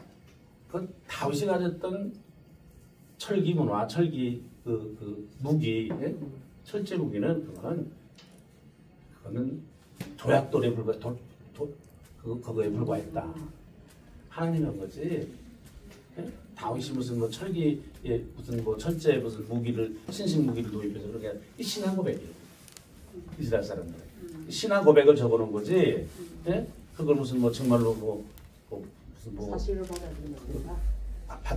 받아들이고 싶으면 받아들이지만 그러나 그거는 어떤 하나의 역사적으로 보면 그런 배경이 있는 거다 이거예요. 이 다윗이라는 사람이 그래가지고 계속해서 이 사울을 대적하려고 사울의 왕권을 뺏으려고 그러잖아요. 근데 재밌는 거는 다윗이라는 사람은 유대 사람입니다. 남쪽 사람이에요. 남쪽 유대 사람. 북쪽이고 사울은 남북의 갈등이에요. 나중에 다윗이 정권을 잡는데 그때부터 지역 감정이 있었던 거예요. 남쪽에 있는 사람들이 강력하게 다윗을 지지한 거예요. 처음에 다윗이 왕이 됐을 때는 남쪽만 했었어요. 다 통일을 안 했어요. 남쪽만 통일해서 지가 왕이다 뭐 이렇게 얘기를 했어요. 이제 그때 이 사람들이 이스라엘 사람들이 왕을 세울 수밖에 없었고 왕을 세우면 어떻게 되는 거예요? 제일 먼저 무너지는 게 뭐가 무너지겠습니까? 토지제도가 무너지는 거예요. 왕에게 다 귀속이 되는 거예요. 토지. 왕에게 다 귀속이 되는 거예요. 토지제도 왕이 왕권을 유지하려고 그러니까 신하도 둬야지 군대도 둬야지 이러잖아요. 그러니까 뭐 돈을 걷어야 되는 거 아니야. 다. 그러니까 토지제도가 무너져. 이거에 대한 상당한 저항이 이것에 대해서 성경에 보면 합의를 했어요. 그러니까 왕이 다 이제 왕이 이런 거 다 왕을 세우고 그럼 가난한 사람들 이거 어떡할 거냐. 왕이 돌보기로 하자. 어? 그 다음에 또 하나 타협을 했어요. 왕은 예언자가 왕을 세우고 폐하고 왕을 세우고 폐하는 거를 예언자가 하자 이렇게 된 거예요. 분권이야. 굉장히 베냐민 지파라는 소수 지파에다가 분권을 했어요. 분권을 했어요. 그러니까 사울이 말하자면 제사를 지내려고 그러는데 사무엘이 안 왔잖아. 그래가지고서 사울이 제사를 지냈지. 그래서 하나님이 좀 배심은 놈이다. 사울을 그래서 미워하고 패하기 시작을 했다. 그런 얘기가 성경에 나오잖아요. 이게 뭐냐면 분권을 어긴 거예요. 사울이. 제사에 관한 거는 선지자가 하고 왕은 백성을 다스리고 백성을 돌보는 일을 한다라는 이 분권을 말하자면 사울이 어긴 거예요. 지가 다 한 거예요. 반대로 그 제사장 쪽에서 사울을 불신임하려고 일부러 늦게 오거나 그런 거. 뭐 그런 건 아니에요. 물론에서 그랬는지 모르냐. 나중에 천국 가서 물어봐. 그랬는지 사무엘 만나거든 물어봐. 그러나 역사적으로 보면 이거는 분권에 대한 말하자면 참 이 성경이 그러니까 대단한 책이에요. 이게 대단한 거예요. 그러니까 조그만 지파 사람. 그래야 이 사람이 이 절대 권력을 행사할 수가 없다.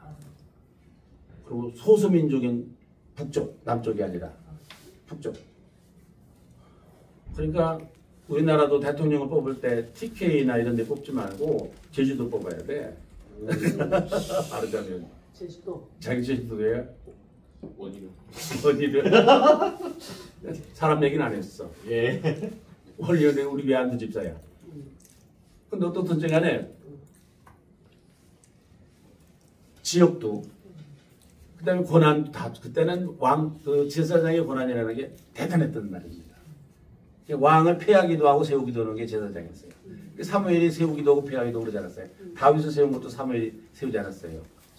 그러니까 이게 분권을 굉장히 중요한 계약법전 이게 계약법전에는 이제 부득이해 가지고 이런저런 이유 때문에 부득이하게 왕정 시대로 넘어가는 거거든요. 넘어갈 때 협약을 한 거야. 분권을 협약을 한 거예요. 이걸 사울이 어긴 거예요. 그래서 하나님이 미워했다. 뭐 나중에 이제 그렇게 그건 왕권이야. 그다음에 땅도 막 뺏는 거야. 땅도 다 나눠줬는데 서로 사고 파지도 못하게 뺏는 거야. 그 중에 대표적인 말하자면 그 얘가 나봇의 포도원이야.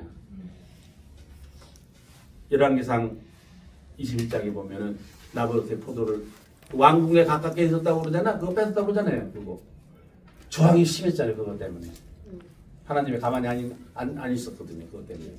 네가 왕이면 왕이지 남의 땅 왜 뺐냐 이거야. 아니 옛날에 왕이 누구나 땅 뺏는 거야 그거야 땅 가지는 거야 그거 뭐 상식이었는데 이때만 하더라도 상당한 그런 그 계약법전의 영향이 아직도 남아 있었을 때는 거예요. 그거는 저항이 있었던 게 백성들의 이렇게. 그런데 이 다윗이 등장을 하면서 아무래도 이게 다윗이 하나 차지해야 될 게 땅도 차지했지만은 꼭 이 사람이 통치를 하기 위해서 필요한 게 법궤예요. 야훼의 법궤. 종교예요, 종교. 그래서 법궤가 뭐 블레셋 사람들은 뺏기고도 막 그랬잖아요. 다윗이 이제 가져오려고 노력을 했는데 3번 만에 가져왔나 그랬어요. 에돔의 집에 있었던 거. 한 번 뭐 가져오려고 하다가 손댔다가 다 나자빠져서 죽기도 하고 그러지 않았어요. 그래도 이 다윗은 끝내 이 법궤를 가져오려고 애를 썼어요. 이 다윗이. 그거는 하나님에 대한 말하자면 하나님이 자기를 왕으로 인정한다라는 정당성을 확보하기 위한 거야. 옛날에 우리나라 나라 세우고 중국 가서 사신 보내가지고 허가 받아오듯이 정당성을 확보하기 위한 하나의 굉장히 중요한 일이었어요. 법궤를 가지고 왔어요. 법궤를 가지고 오는데 이거 무슨 뭐 가져오다가 뭐 손댔다가 죽었다는 거 있잖아요. 그게 뭐냐? 뭐 목사님들 해석을 뭐 여러 가지로 하시더만 우리 한국계 목사님들 상상력이 풍부하셔. 그래가지고 뭐 아벨과 그 누구야 가인의 제사를 왜 하나님이 가인의 제사는 안 받으시고 아벨의 제사만 받으셨느냐? 하나님이 고기를 좋아하셔서 그렇다면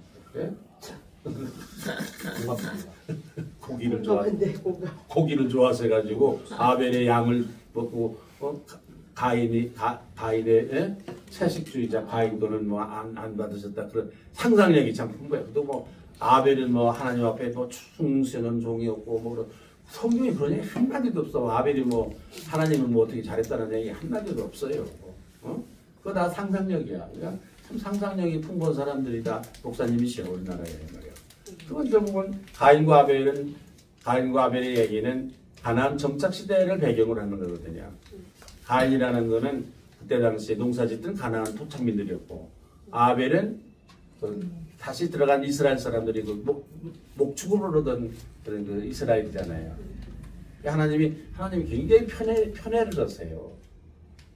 하나님이 되게 편애를 하세요. 가난한 자에 대한 편애도 하시고 하나님이 또 뭐 그 편애를 많이 하세요. 그래서 너 가인이 말이야 형이라고 그렇게 늦게 들어온 아벨을 그렇게 뭐 늦게 들어왔다고 그래가지고 핍박하고 그러지 마라. 같이 좋게 살아라. 이 얘기야. 그렇게 안 합니다. 지금 그때 그 가나안 땅으로 이주를 했던 그 이스라엘 사람들의 절규예요. 상황을 말하자면 그 적어놓은 것이 그 창세기 4장에 나오는 가인과 아벨의 얘기거든요. 어떻든지 간에. 하여간 이거 뭐 사무엘 하에 보면은 뭐 법궤를 이제 가지고 들어오는데 드디어 다윗성으로 이제 가지고 들어오는데 보면 다윗이 법궤를 가지고 오는데 법궤가 들어오니까 막 춤을 춰요. 어떻게 췄어요? 옷이 다 벗어지는 것도 모르고 춤을 췄어요. 다윗이. 얼마나 좋은지. 이 정당성을 확보한 거예요. 정당성을 법궤를. 그러니까 그 여자 이제 마누라 있잖아. 그 저기 사울의 마누라 했던 딸이었는지 그 마누라 있잖아. 누구지? 미갈. 옷도 벗고 춤추는 거 다윗이 춤추는 거 보고 비웃었다 그런 얘기도 있어. 성경에 보면은 말이야. 얼마나 좋은지 법궤를 가지고 들어온 거야. 이게 말이야. 이게 들어왔어요. 그래가지고 또 이제 차지를 한 거야. 그러고 보면 그래서 따지고 이 다윗이 되게 웃겨요. 나는 백양목으로 진 이런 좋은 집에 사는데 하나님의 궤가 천막에 있어서 되겠냐. 성전을 지어야 되겠다. 본래 하나님의 궤는 하나님은 어디에 계시냐면 천막에 계세요. 천막은 뭐냐? 옮겨 다니는 게 천막이에요. 백성들이 가는 데마다 옮겨 다니는 게 천막이에요. 전쟁터에 가면은 전쟁터로 천막이 옮겨. 법궤가 제일 먼저 가. 법궤가. 전쟁할 때도 법궤가 먼저 가. 요단강 건널 때도 법궤가 먼저 가. 법궤라는 건 백성들 가운데 있었던 게 법궤였어요. 하나님이었어요. 하나님은 백성들 가운데 있으셨지 도다니시지 이분이 이렇게 그냥 가만히 집에 앉아있는 분이 아니야.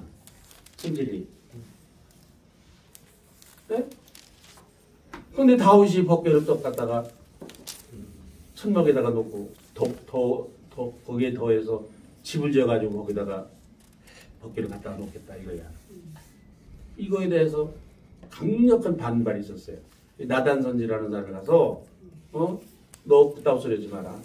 하나님은 집에 계시지를 않고 뭐 말인즉은 법궤를 왜 성전을 짓느냐 짓지 못하게 하나님 하셨냐. 너는 뭐 손에 피를 많이 묻혔으니까 내 자식이나 자식대나 너 성전을 지어라 그렇게 하셨다고 그랬지만은 그게 아니고 상당 다윗 시대만 하더라도 상당히 하나님의 법궤를 집에다가 가두는 것에 대한 엄청난 반발이 있었던 거예요. 교회는 원래 천막이어야 돼요. 백성 가운데 있어야 되는 거예요. 그러니까 우리 개신교에서 하나님 주일날 하나님 앞에 예배드리러 하나님이 교회에 계시니까 만나러 온다는 그런 개념은 아주 잘못된 개념이에요. 다윗이 가졌던 개념이에요. 나중에 다윗이 솔로몬이 성전을 짓고 거기다 법궤를 모셔놨잖아. 하나님을 가둬놓은 거야 성전에. 그러니까 사람들이 하나님을 만나려면 어디로 가야 돼? 예루살렘 성전으로 가야 되는 거예요. 응? 지금 우리 한국교회가 하나님을 다 성전에 가둬놨어요. 가둬놓고 나갈 때 아멘하고 우리가 나갈 때 밖에 나갈 때는 혼자 나가는 거야. 밖에 나가서는 그냥 하나님 없이 그냥 사는 거야 우리끼리. 살다가 또 일요일날 되면 하나님 만나러 또 교회 가는 거야. 하나님은 길에 계신 분이고 움직이는 게 교회예요. 그러니까 자기네들이 잘하는 거야. 뭐 CCC는 사실은 파라치스가 이게 많고 나는 교회 다닌 거에 대해서 많이 후회하는 사람이야. 갈릴리 교회는 내가 은퇴하면서 없어졌어요. 흩어졌어요.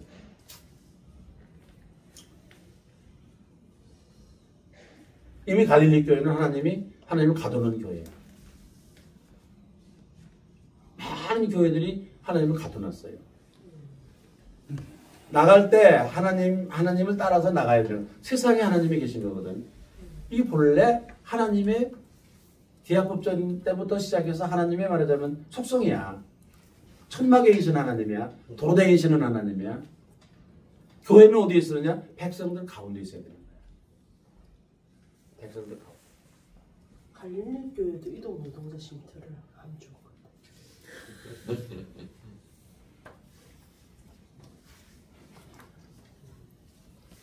이주 노동자 선교회가 신앙적이어야 되는데 프로그램이 되면 안 돼요. 프로그램이 되면 안 돼요. 그러니까 이 많은 우리가 교회가 하는 일이 프로그램이면 안 돼요. 이게 신앙 고백이 되는 거예요. 그래서 이제 우리가 사랑의 도시라고 하잖아요. 그 독거노인들을 하고 있어요. 사랑의 도시라고 하고 있는데 그게 어떻게 되느냐면 당신들 사랑의 도시락을 그냥 지갑에서 꺼내지 말고 옛날에 우리 성미하는 거 알아? 성미하는 거. 밥할 때 이렇게 떠가지고 이렇게 모아놨다가 주일날 교회 가지고 가는 거. 그래서 옛날 목사님들은 그 잡다한 쌀이 섞인 음식을 잡수셨어. 목사님들은 그거 먹고 살았어. 성미 알아? 도당 뒤에 한 같은 거. 한 같은 거 놓고 거기다가 이만한 성미 주머니 해가지고 밥을 때마다 우리 할머니 옛날 보니까 식구들마다 세 가지 기도하고 세 이름 부르고 세면서 한 숟가락씩 얼마나 그 쌀이 귀하냐. 그것도 그렇게 해가지고 그걸 가져가서 성미통에다 넣으면 그거 가지고 목사님들이 식량을 했어. 우리 고향교 목사님은 너무 성미가 많아가지고 팔아서 뜯으면서도 지금도 그 생각이 나. 팔아서 교회들이 수근수근했어. 팔아서 저거 팔 만큼 성미가 많았으면 가난한 사람하고 나눠줘야 된다는 거야. 그러니까 사랑의 도시락이 뭐냐? 그 취지가 예수님하고 같이 밥을 먹자는 거야. 예수님 우리 식구라고 그러잖아. 식구. 근데 왜 저들끼리만 처먹냐 이거야. 밥을. 그럼 예수님은 불문하는 얘기냐. 그러니까 너희 집 식구가 5이면 4시면은 5명분의 식대를 해서 1명분을 떼가지고 그걸 헌금을 해가지고 가난한 사람에게 주자. 가난한 사람이 예수님이니까 배고픈 사람을 주자. 이래야 이 사랑의 도시락의 의미가 있는 거지. 헌금에서 떼가지고서 사랑의 도시락을 한다고 그러면 그거는 구제지. 그게 그냥 뭐 프로그램이지. 그게 선교가 아니잖아. 밥을 나눠 먹는 게 아니잖아. 그거는. 무슨 얘기인지 알겠어 이거. 총무님이에요. 그다음에 총무님. 그다음에 우리가 베트남에 송아지 보내에 있는 것도 하는데 이제 성경에 보면은 잔치할 때 손님을 레위 사람도 초청하고 나그네도 초청하고 뭐 이방 나그네 과부 이런 사람들 다 초청해서 잔치를 하고 그러니까 결혼식 때 같은 데든 잔치할 때 이거 초대할 때 말이야 초대할 때 자 뭐 훌륭하고 뭐 높은 사람 이런 사람을 초대하면 안 돼. 나도 맨날 그래. 또 레위 사람도 또 좋은 일은 저들끼리만 또 목사로 오라고도 안 그래. 초상남을 오라고 그러고 병남을 오라고 그러지. 그러지 말고 레위 사람도 오라고 그래라. 그래가지고서 우리가 그때 잔치를 내 엊그저께도 어떤 결혼식에 안 갈 수 없어서 갔는데 꽃값만 1,500만 원 든다는 거야. 우리 교회 권사님 한 분 옛날에 호텔에서 결혼하는데 내가 물어봤어. 꽃값이 얼마 들었냐? 2,000만 원 들었대. 그거 왜 해? 내가 교회 사표 내려고 그랬어. 우리 교회 권사가 그러니. 그거 아니야. 그러니까 그 손님이 와야 되는데 예수님이 오면 제일 귀한 손님 아니야 예수님이. 그러니까 예수님 몫으로 이 잔치할 때 돈을 떼서 이거 베트남에 있는 가난한 고엽제로 다 남편은 죽고 뭐 끼니가 단데없는 또 베트남에 있는 과부들 가서 그 집에 가서 생활을 돕자.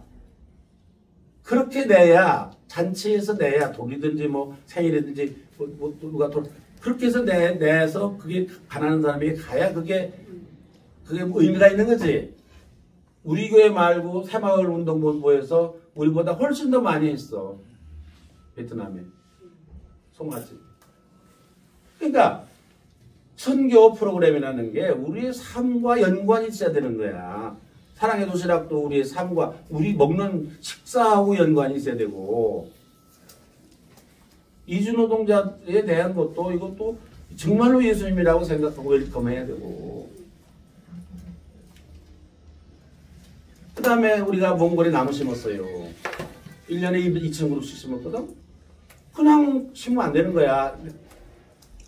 예를 들면 무슨 뭐 에어컨도 좀 절약하고 전기도 절약하고 물도 절약하고 또 우리가 옷 입는 것도 가능하면 너무 많이 새 거 사 입지 말고 좀 뭐 1년 입을 거 3년 입고 뭐 이래서 절약을 해가지고 그래서 그 돈으로 나무를 심어야 친환경적인 삶을 하고 그걸 절약해서 나무를 우리의 그 생활과 친환경적인 삶과 몽골에 나무 심는 것과 연결이 돼야 된다 이거야. 그래야 기적이 나오지. 거기 기적이 나왔어 거기. 거기 뭐 숲이 됐어. 응? 이게 굉장히 중요한 거예요. 이게 무슨 얘기가 여기까지 왔어. 근데 하나님을 교회에다가 또 가둬놓으니까 우리 삶 속에서 세상 속에서 하나님을 못 만나잖아요. 지금 이 정치, 경제, 사회 이런 모든 분야에서 사실은 이 하나님과 동행을 해야 되는 거거든요. 하나님이 그 현장에 있어야 되고 우리가 가정에 있어야 되고 그게 교회고 거기에서 그게 선교지. 그런데 다윗 때부터 시작해서 하나님을 또 가두는 이거에 대한 저항이 심했어요. 나단 선지가 너 못한다 했을 때야. 이렇게 된 거예요. 그래서 다윗이 못했어요.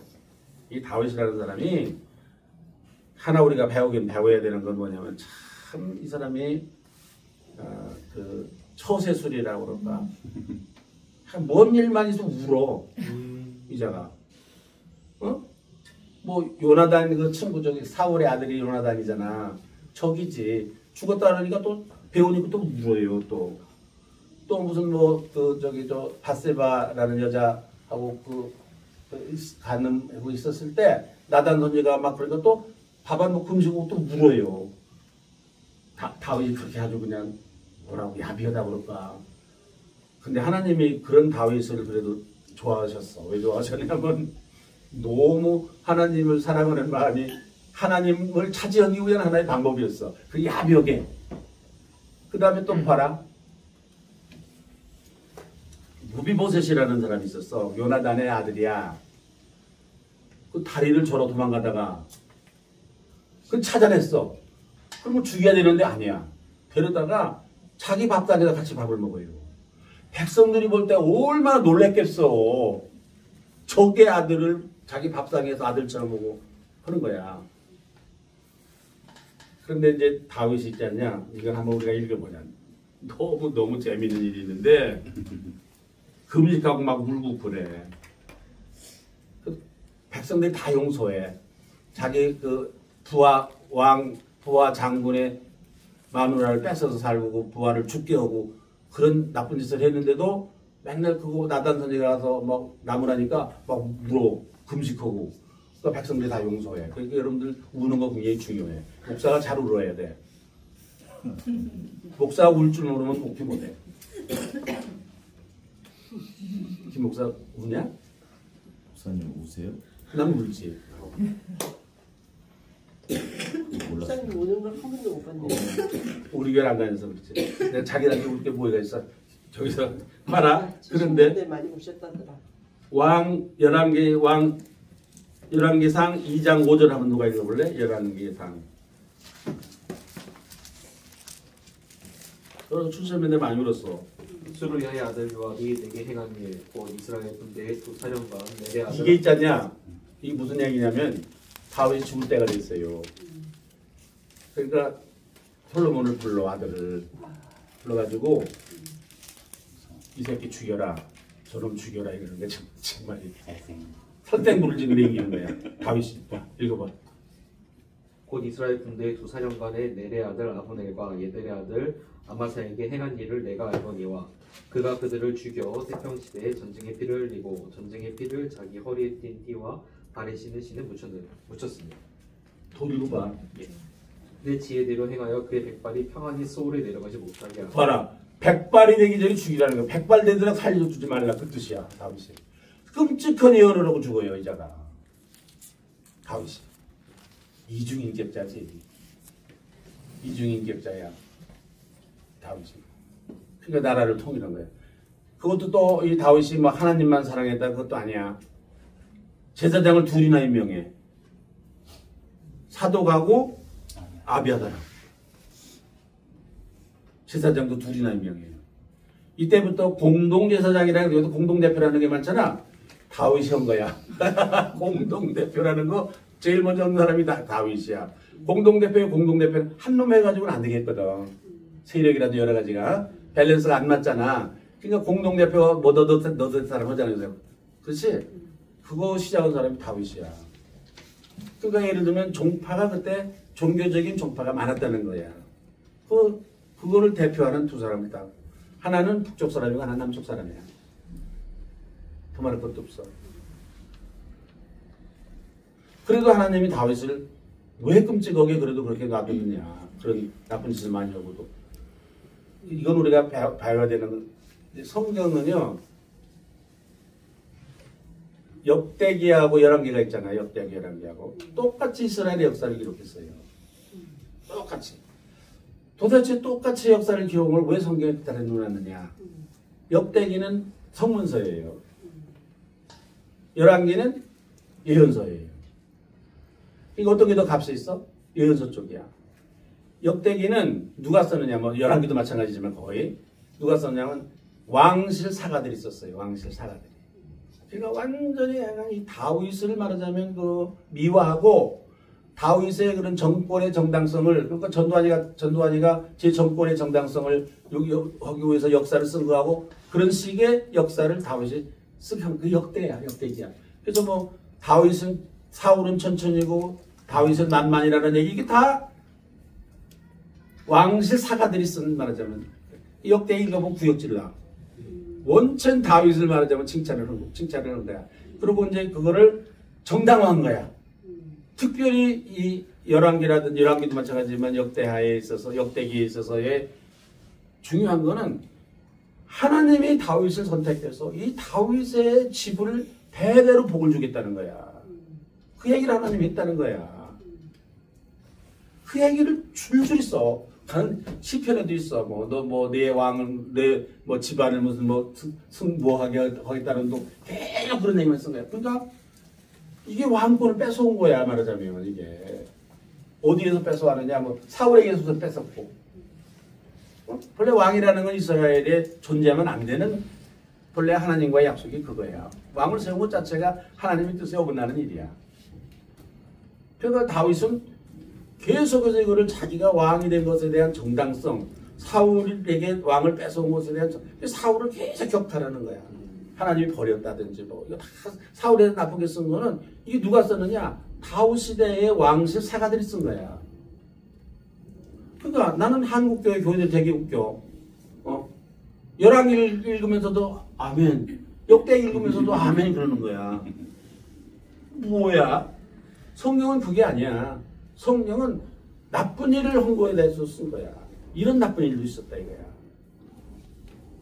그러니까 아멘 안 해야 될 때가 있어. 아 이놈이 이렇게 나쁜 일도 했구나.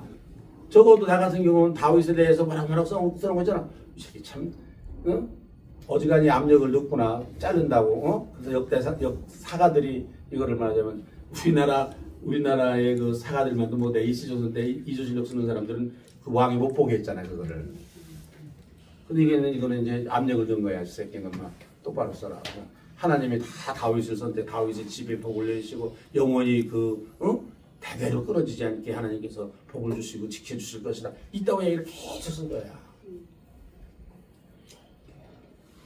이건 다윗에 말하자면 그 부당한 압력, 영향에 의해서 왕실 사가들이 쓴 거지. 그래도 괜찮게 쓴 거는 열왕기야. 열왕기를 가리켜서 그래도 이건 조금 진정성이 있다. 그래서 예언서고 등급이 하나 높고 역대기는 등급이 낮아. 성문서야. 그러니까 이게 뭐라 그럴까? 삼국 유사쯤 된다고 그럴까? 하나는 삼국 사기쯤 된다고 그럴까? 이런 거야 말하자면. 그러니까 우리가 역대기하고 열왕기를 읽을 때 달리 읽어야 되는 거야 이거를. 가치를 달리 두고 배경을 보면서 읽어야 되는 거야 이게. 그렇지 않고 이 성경을 읽으니까 뭐야? 그러니까 다윗을 다 좋기만 하게 이렇게 생각하고 있는 거 아니에요 이제? 땅도 완전히 그러니까 이제 왕에게다 이제 계속 이렇게 되니까 문제가 뭐가 생겼느냐면 하나님과의 관계를 어떻게 할 거냐 이거야. 하나님에 대한 권리를 누가 다 가져갔어? 하나님과의 관계를 왕이 가져갔어요. 왕이. 그러니까 왕이다 하나님과 하나님 다 왕에게 일임했어. 왕에게. 옛날에는 하나님과 백성들 사이에 1대1이었어요. 이게 사실은 우리 개신교가 만인제사장론이라는 게 옛날에 이 계약법전이 정신이야. 계약법전이 정신이야. 만인제사장론이 우리 개신교에. 누가 가로막았느냐? 다윗이 왕이 되면서 왕이 하나님을 뺏어간 거야. 갖다가 가둬놓은 거야 하나님이. 그리고 그 옛날 신부들이 라틴어로만 하니까 뭔 얘기인지 모르잖아 교인들이. 그러니까 하나님이 이렇게 얘기했다. 성경에 이렇게 써있다고 그런 줄 알지 교인들이. 이거 봤나? 똑같아. 하나님이 무슨 얘기를 했다. 들어봤나? 옛날에는 하나님을 직접 말하자면 상대했던 이스라엘 백성들인데 왕이 또 앉아가지고 하나님을 딱 독차지하고 앉아있는 거야 이게. 다윗이. 그러면 도대체 이 백성들은 어떻게 할 거냐? 이때부터 죄의 개념이 바뀌기 시작을 하는 거예요. 옛날의 죄는 뭐냐? 6년만 농사 짓고 7년째 쉬라고 그랬는데 하나님한테 가져오라고 그랬는데 안 가져오고 지가 농사 짓다. 죄야. 11조 안 냈다. 그 죄야. 그때 11조라는 건 분배 수단이라고 그러지 않았어요? 요새 11조 안 낸 걸 뭐 죄라고 할 수는 없지만은 옛날에는 그때 그거는 죄도야. 안식년을 안 지켰다든지 11조를 안 냈다든지 뭐 이런 거 다 죄야. 노예를 어떻게 했다든지 뭐 이거 다 죄야. 이거 잘못된 거야. 과부와 고아를 막 학대했다든지 다 죄야. 근데 이제 이건 다 누구에게 고난이 넘어갔냐? 왕에게 넘어갔어요. 남아있는 건 뭐야? 윤리적인 것만 남아있는 거야. 누구 죽였다든지, 응? 간음했다든지, 뭐 이런 윤리적인 것만 또 남은 거야. 누구 차지가 되느냐? 제사장 차지가 된 거야. 그럼 제사장은 이걸 어떻게 해결해내냐? 제사라는 거 제도를 만들었어요. 제사. 화목제, 무슨 제, 그걸 만들어가지고서 제사를 이렇게 만들었어. 그러나 그 제사의 내용, 그 제의 내용을 보면, 제의 내용을 성경에서 보면, 뭐 안식년을 안 지킨다든지, 뭐 그렇게 하나도 없어. 윤리적인 거야, 다 윤리적. 이웃과의 무슨 싸움, 분쟁에 있었던 거, 무슨 이런 것들이 다 윤리적인 거야. 제가 형이 상학적으로 됐어요. 이때부터 우리 교회가 담당한 진짜 본질적인 구원의 문제, 죄의 문제는 왕이 뺏어갔고, 그리고 나머지 형이 상학적인 윤리적인 것만 교회가 담당하게 됐다 이거야. 말하자면 제사장들이 담당하게 됐다 이거야. 이제 그게 계속해서 내려온 거는 뭐 천주교에서는 교회가 교황이다 하고, 우리가 가서 무슨 뭐 천주교에서 고백성사 같은 거 할 때든지, 또 그 전통을 이어받아서 우리 개신교에서 죄를 해결한다고 그럴 때 윤리적인 죄를 해결하는 거지. 하나님 뭐 내가 지금 뭐 내가 월급 타서 너무 지나치게 나만 썼습니다. 그거 해결하는 건 없잖아. 나 혼자만 밥 먹었습니다. 없잖아. 내가 결혼식 하는데 뭐 가난한 사람 다 초대 안 했습니다. 그런 거 없잖아, 우리는. 그걸 죄라고 생각 안 하잖아. 너무 당연하게 생각하잖아, 그거는. 그치? 그리고 그작 죄를 해결한다는 건 뭐, 누구 무슨 옆집 여자 보고 이쁘게 생각했다든지 뭐 그런 거 아니야, 다 죄라는 게.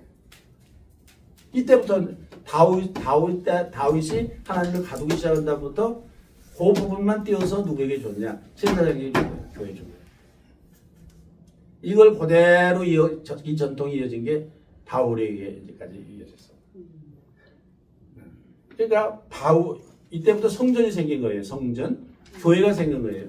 바울의 전도라는 건 교회를 세우는 거였어요. 교회를 고린도 가서 교린도 교회 세우고 어디 가서 무슨 교회 세우고.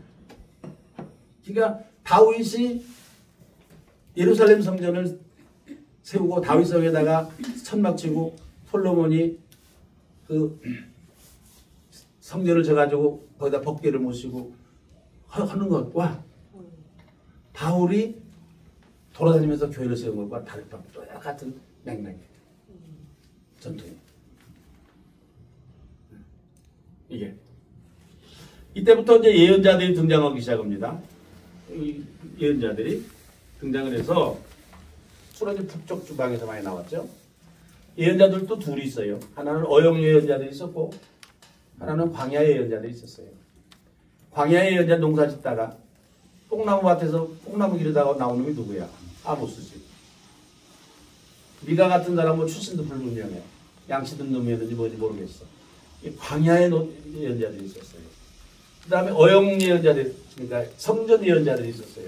그 대표적인 사람이 이사야예요. 물론 뭐 이사야도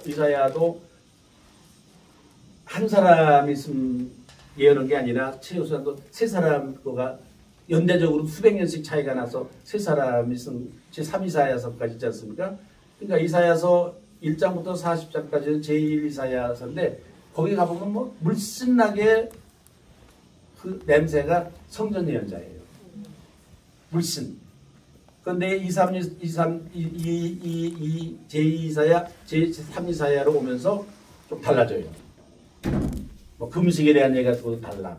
내가 기뻐하는 금식은 뭐 가난한 사람 돕는 거고 저거 그런 얘기가 나와요. 그러니까 제1이사야하고는 달라. 제1이사야는 최소한도 내가 얘기하는 거는 성전 예언자였어요. 그 다음에 아모스라든지, 아모스는 뭐 정의가 가물같대 뭐 이런. 그 다음에 미가서인지 뭐 망할 것들아 무슨 뭐 밤새 못된 무슨 뭐 이런 얘기 있잖아. 다 가난한 사람들에 대한 얘기야. 그러니까 이게 뭐냐면 예언자들은 말하자면 옛날에 계약법적으로 돌아가야 된다는 거야. 또 하나 중요한 예언자들이 있지만 여호와를 섬기라는 거야. 여호와한테 돌아오라는 거야. 바알이 아니라 여호와한테 돌아와라. 우상 숭배하지 마라. 그 두 가지야.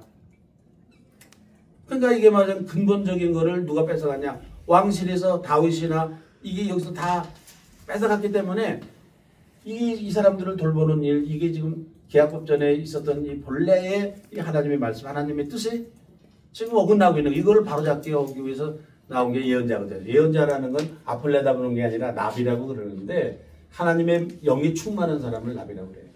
근데 뭐 성령이 뭐가 성령입니까? 성령. 성령을 우리가 많이 오해를 해, 한국교회가 성령. 성령은 쉽게 말하면 예수의 영이에요. 예수의 영이에요. 예수의 정신이에요. 성령이에요, 성령. 예수의 정신이라는 건 예수님이 율법을 완성하러 오셨다고 그러셨기 때문에 계약법전의 정신이 예수의 뜻이고 예수의 정신이에요.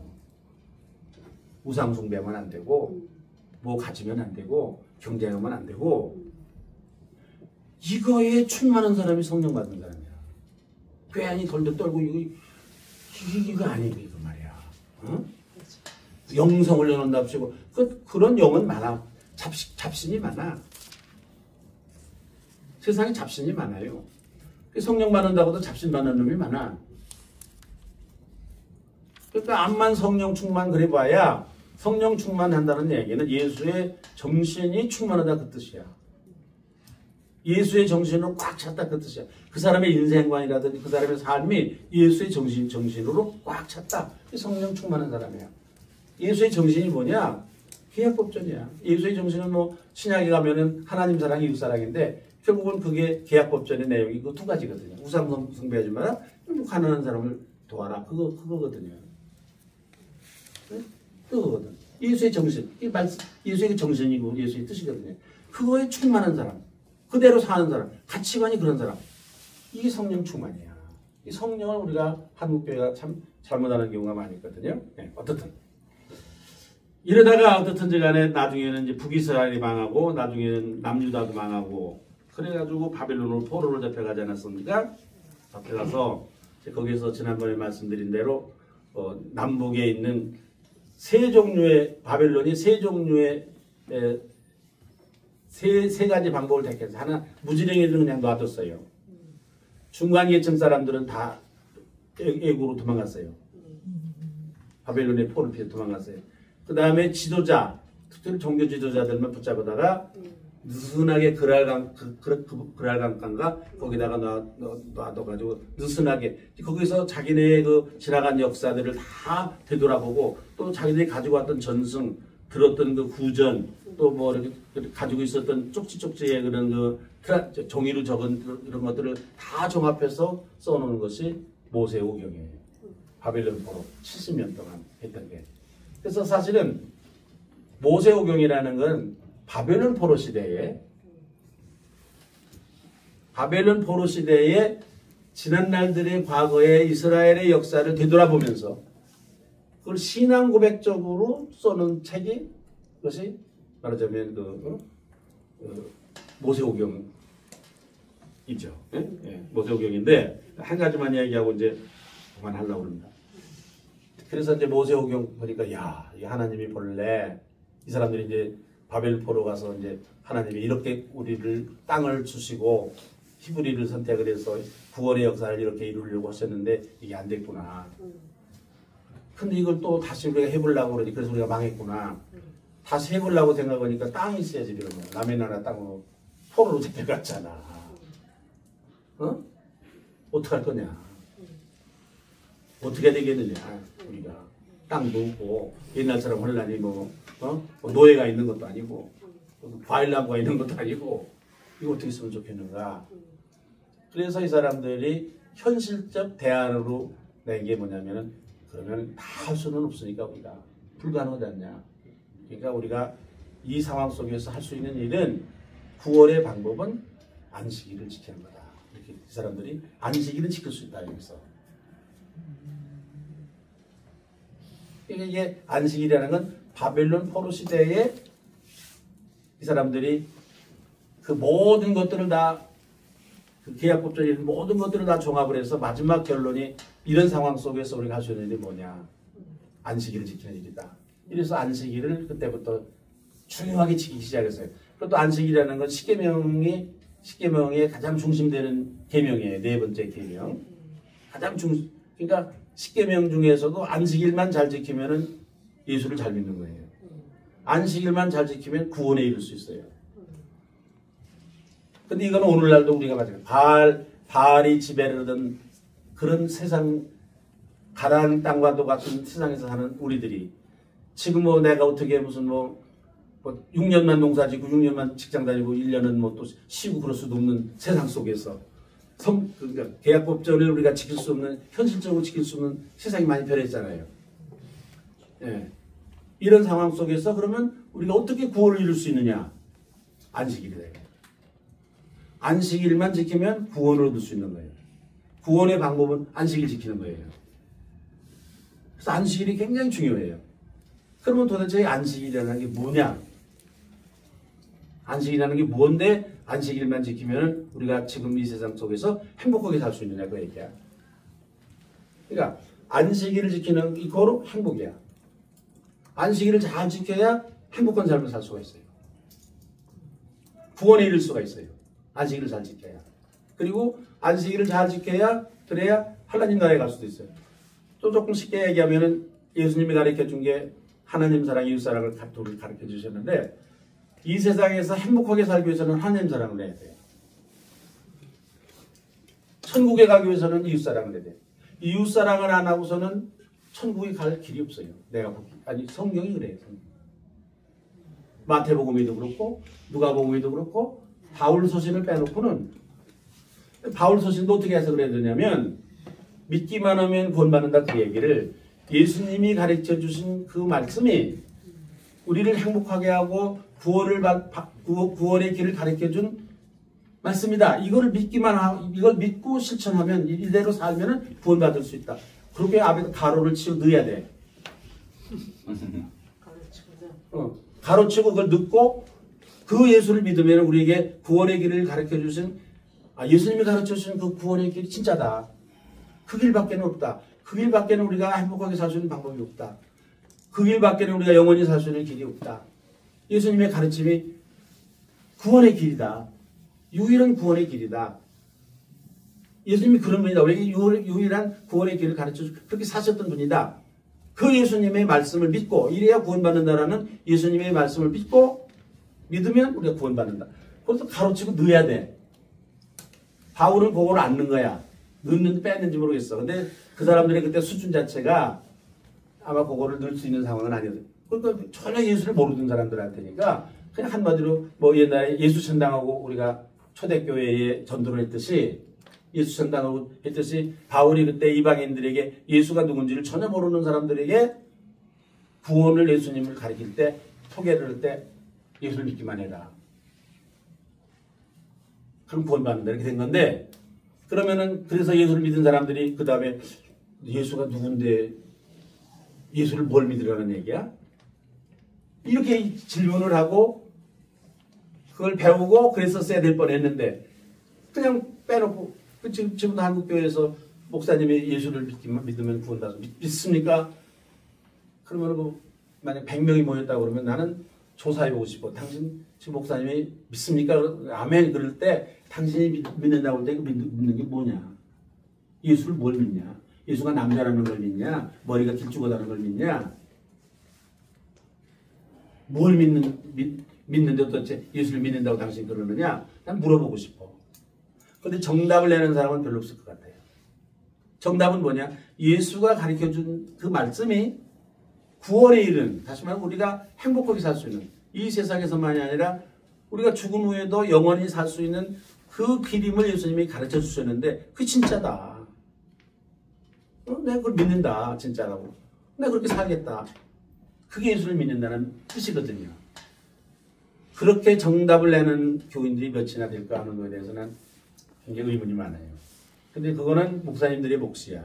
예수를 믿습니까? 하는 거기 전에 그 가로를 설명을 해야 되는, 근데 그걸 안 하는 것들이다 이렇게 생각을 해요. 나는 이만큼에서 구약은 마치려고 생각하고 이제 다음에 십계명이라는 것도 이 바벨론 포로 시대에 만들어졌어요. 계약법전이 너무 방대하니까 이거를 축약을 해가지고 이거를 이렇게 하나로 만드는 거가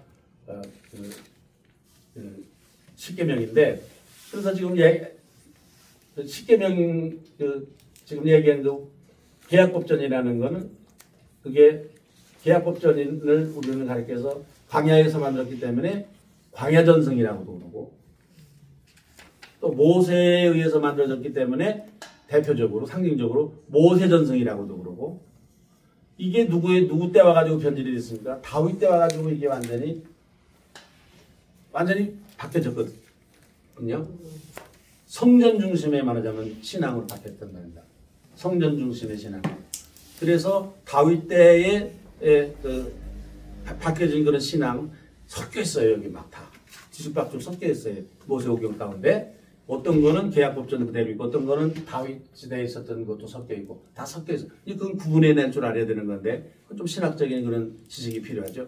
그걸 가서 예루살렘 전승이라고 그래요. 성전 전승, 예루살렘 전승. 그 다음에 다윗 전승이라고도 그래요. 그래서 이게 모세 전승이라는 게 광야 전승이라는 게 본래 오리지널은 하나님의 말씀이에요. 율법.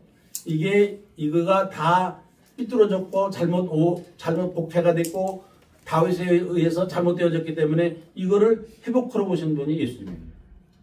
완성하기 위해서 오신 분이. 그러니까 예수님은 모세 전승과 광야 전승을 계승하신 분이고 그 다음에 성전 중심의 이런 그 예루살렘 전승, 다윗 전승을 계승한 사람이 바울이에요. 그래서 바울은 계속해서 교회를 세우는 거야. 교회를 세우는 거야. 다윗이 성전을 자꾸 지으려고 했던 것과 같이 바울도 계속 교회를 세우는 거야. 이게 말하자면 문제가 많이 있는 기독교가 본래의 진리에서 벗어나게 된 하나의 우리 이제 한국 교회는 대개 이제 바울의 전승, 예루살렘 전승 다 성전 짓고 하나님 만나러 성전에 오고 뭐 이렇게 이러는 말하자면 그리고 우리의 하나님과의 우리의 관계는 다만 윤리적인 그런 차원에서의 관계로 멀어져 제한되어져 있는 떨어진 그런 상황이 우리 한국교회 교인들. 그러니까 한국교회 교인들의 그 사상과 가치관과 인생관 자체가 계약법전적인 그런 본래 말씀의 가치를 우리가 가지고 있는 사람이 얼마나 되느냐. 대개는 그냥 교회를 왔다 갔다 하는 거, 교회를 왔다 갔다 하는 거. 그리고 뭐 제사 지내는 거는 뭐 소나 양이나 잡아서 제사 지내는 것과 똑같은 그런 정도의 신앙. 그것도 또 지가 또 저희 집 소하고 저희 집 양이나 가져와서 제사 지내면 괜찮지. 애매하게 예수님 맨날 십자가에다가 죽여가지고 무슨 뭐 예수님이 우리 대신 죽었다고 이러고서 너무 값싸게 헌금이나 뭐 돈 10,000원이나 내고 그러고서는 구원받았다고 하고 또 제사함 받았다고 하고 이러는 이게 근본적으로 문제가. 나는 그래서 천국에 가보면 알겠지만은 한국교회 교회들은 얼마나 많지 않을 거로 생각합니다. 근데 많지 않을 수밖에 없는 게 또 천국이라는 게 좁으니까 많이 가도 안 돼. 이 수많은 사람이 가못 하겠습니다. 좁을 것 같습니다.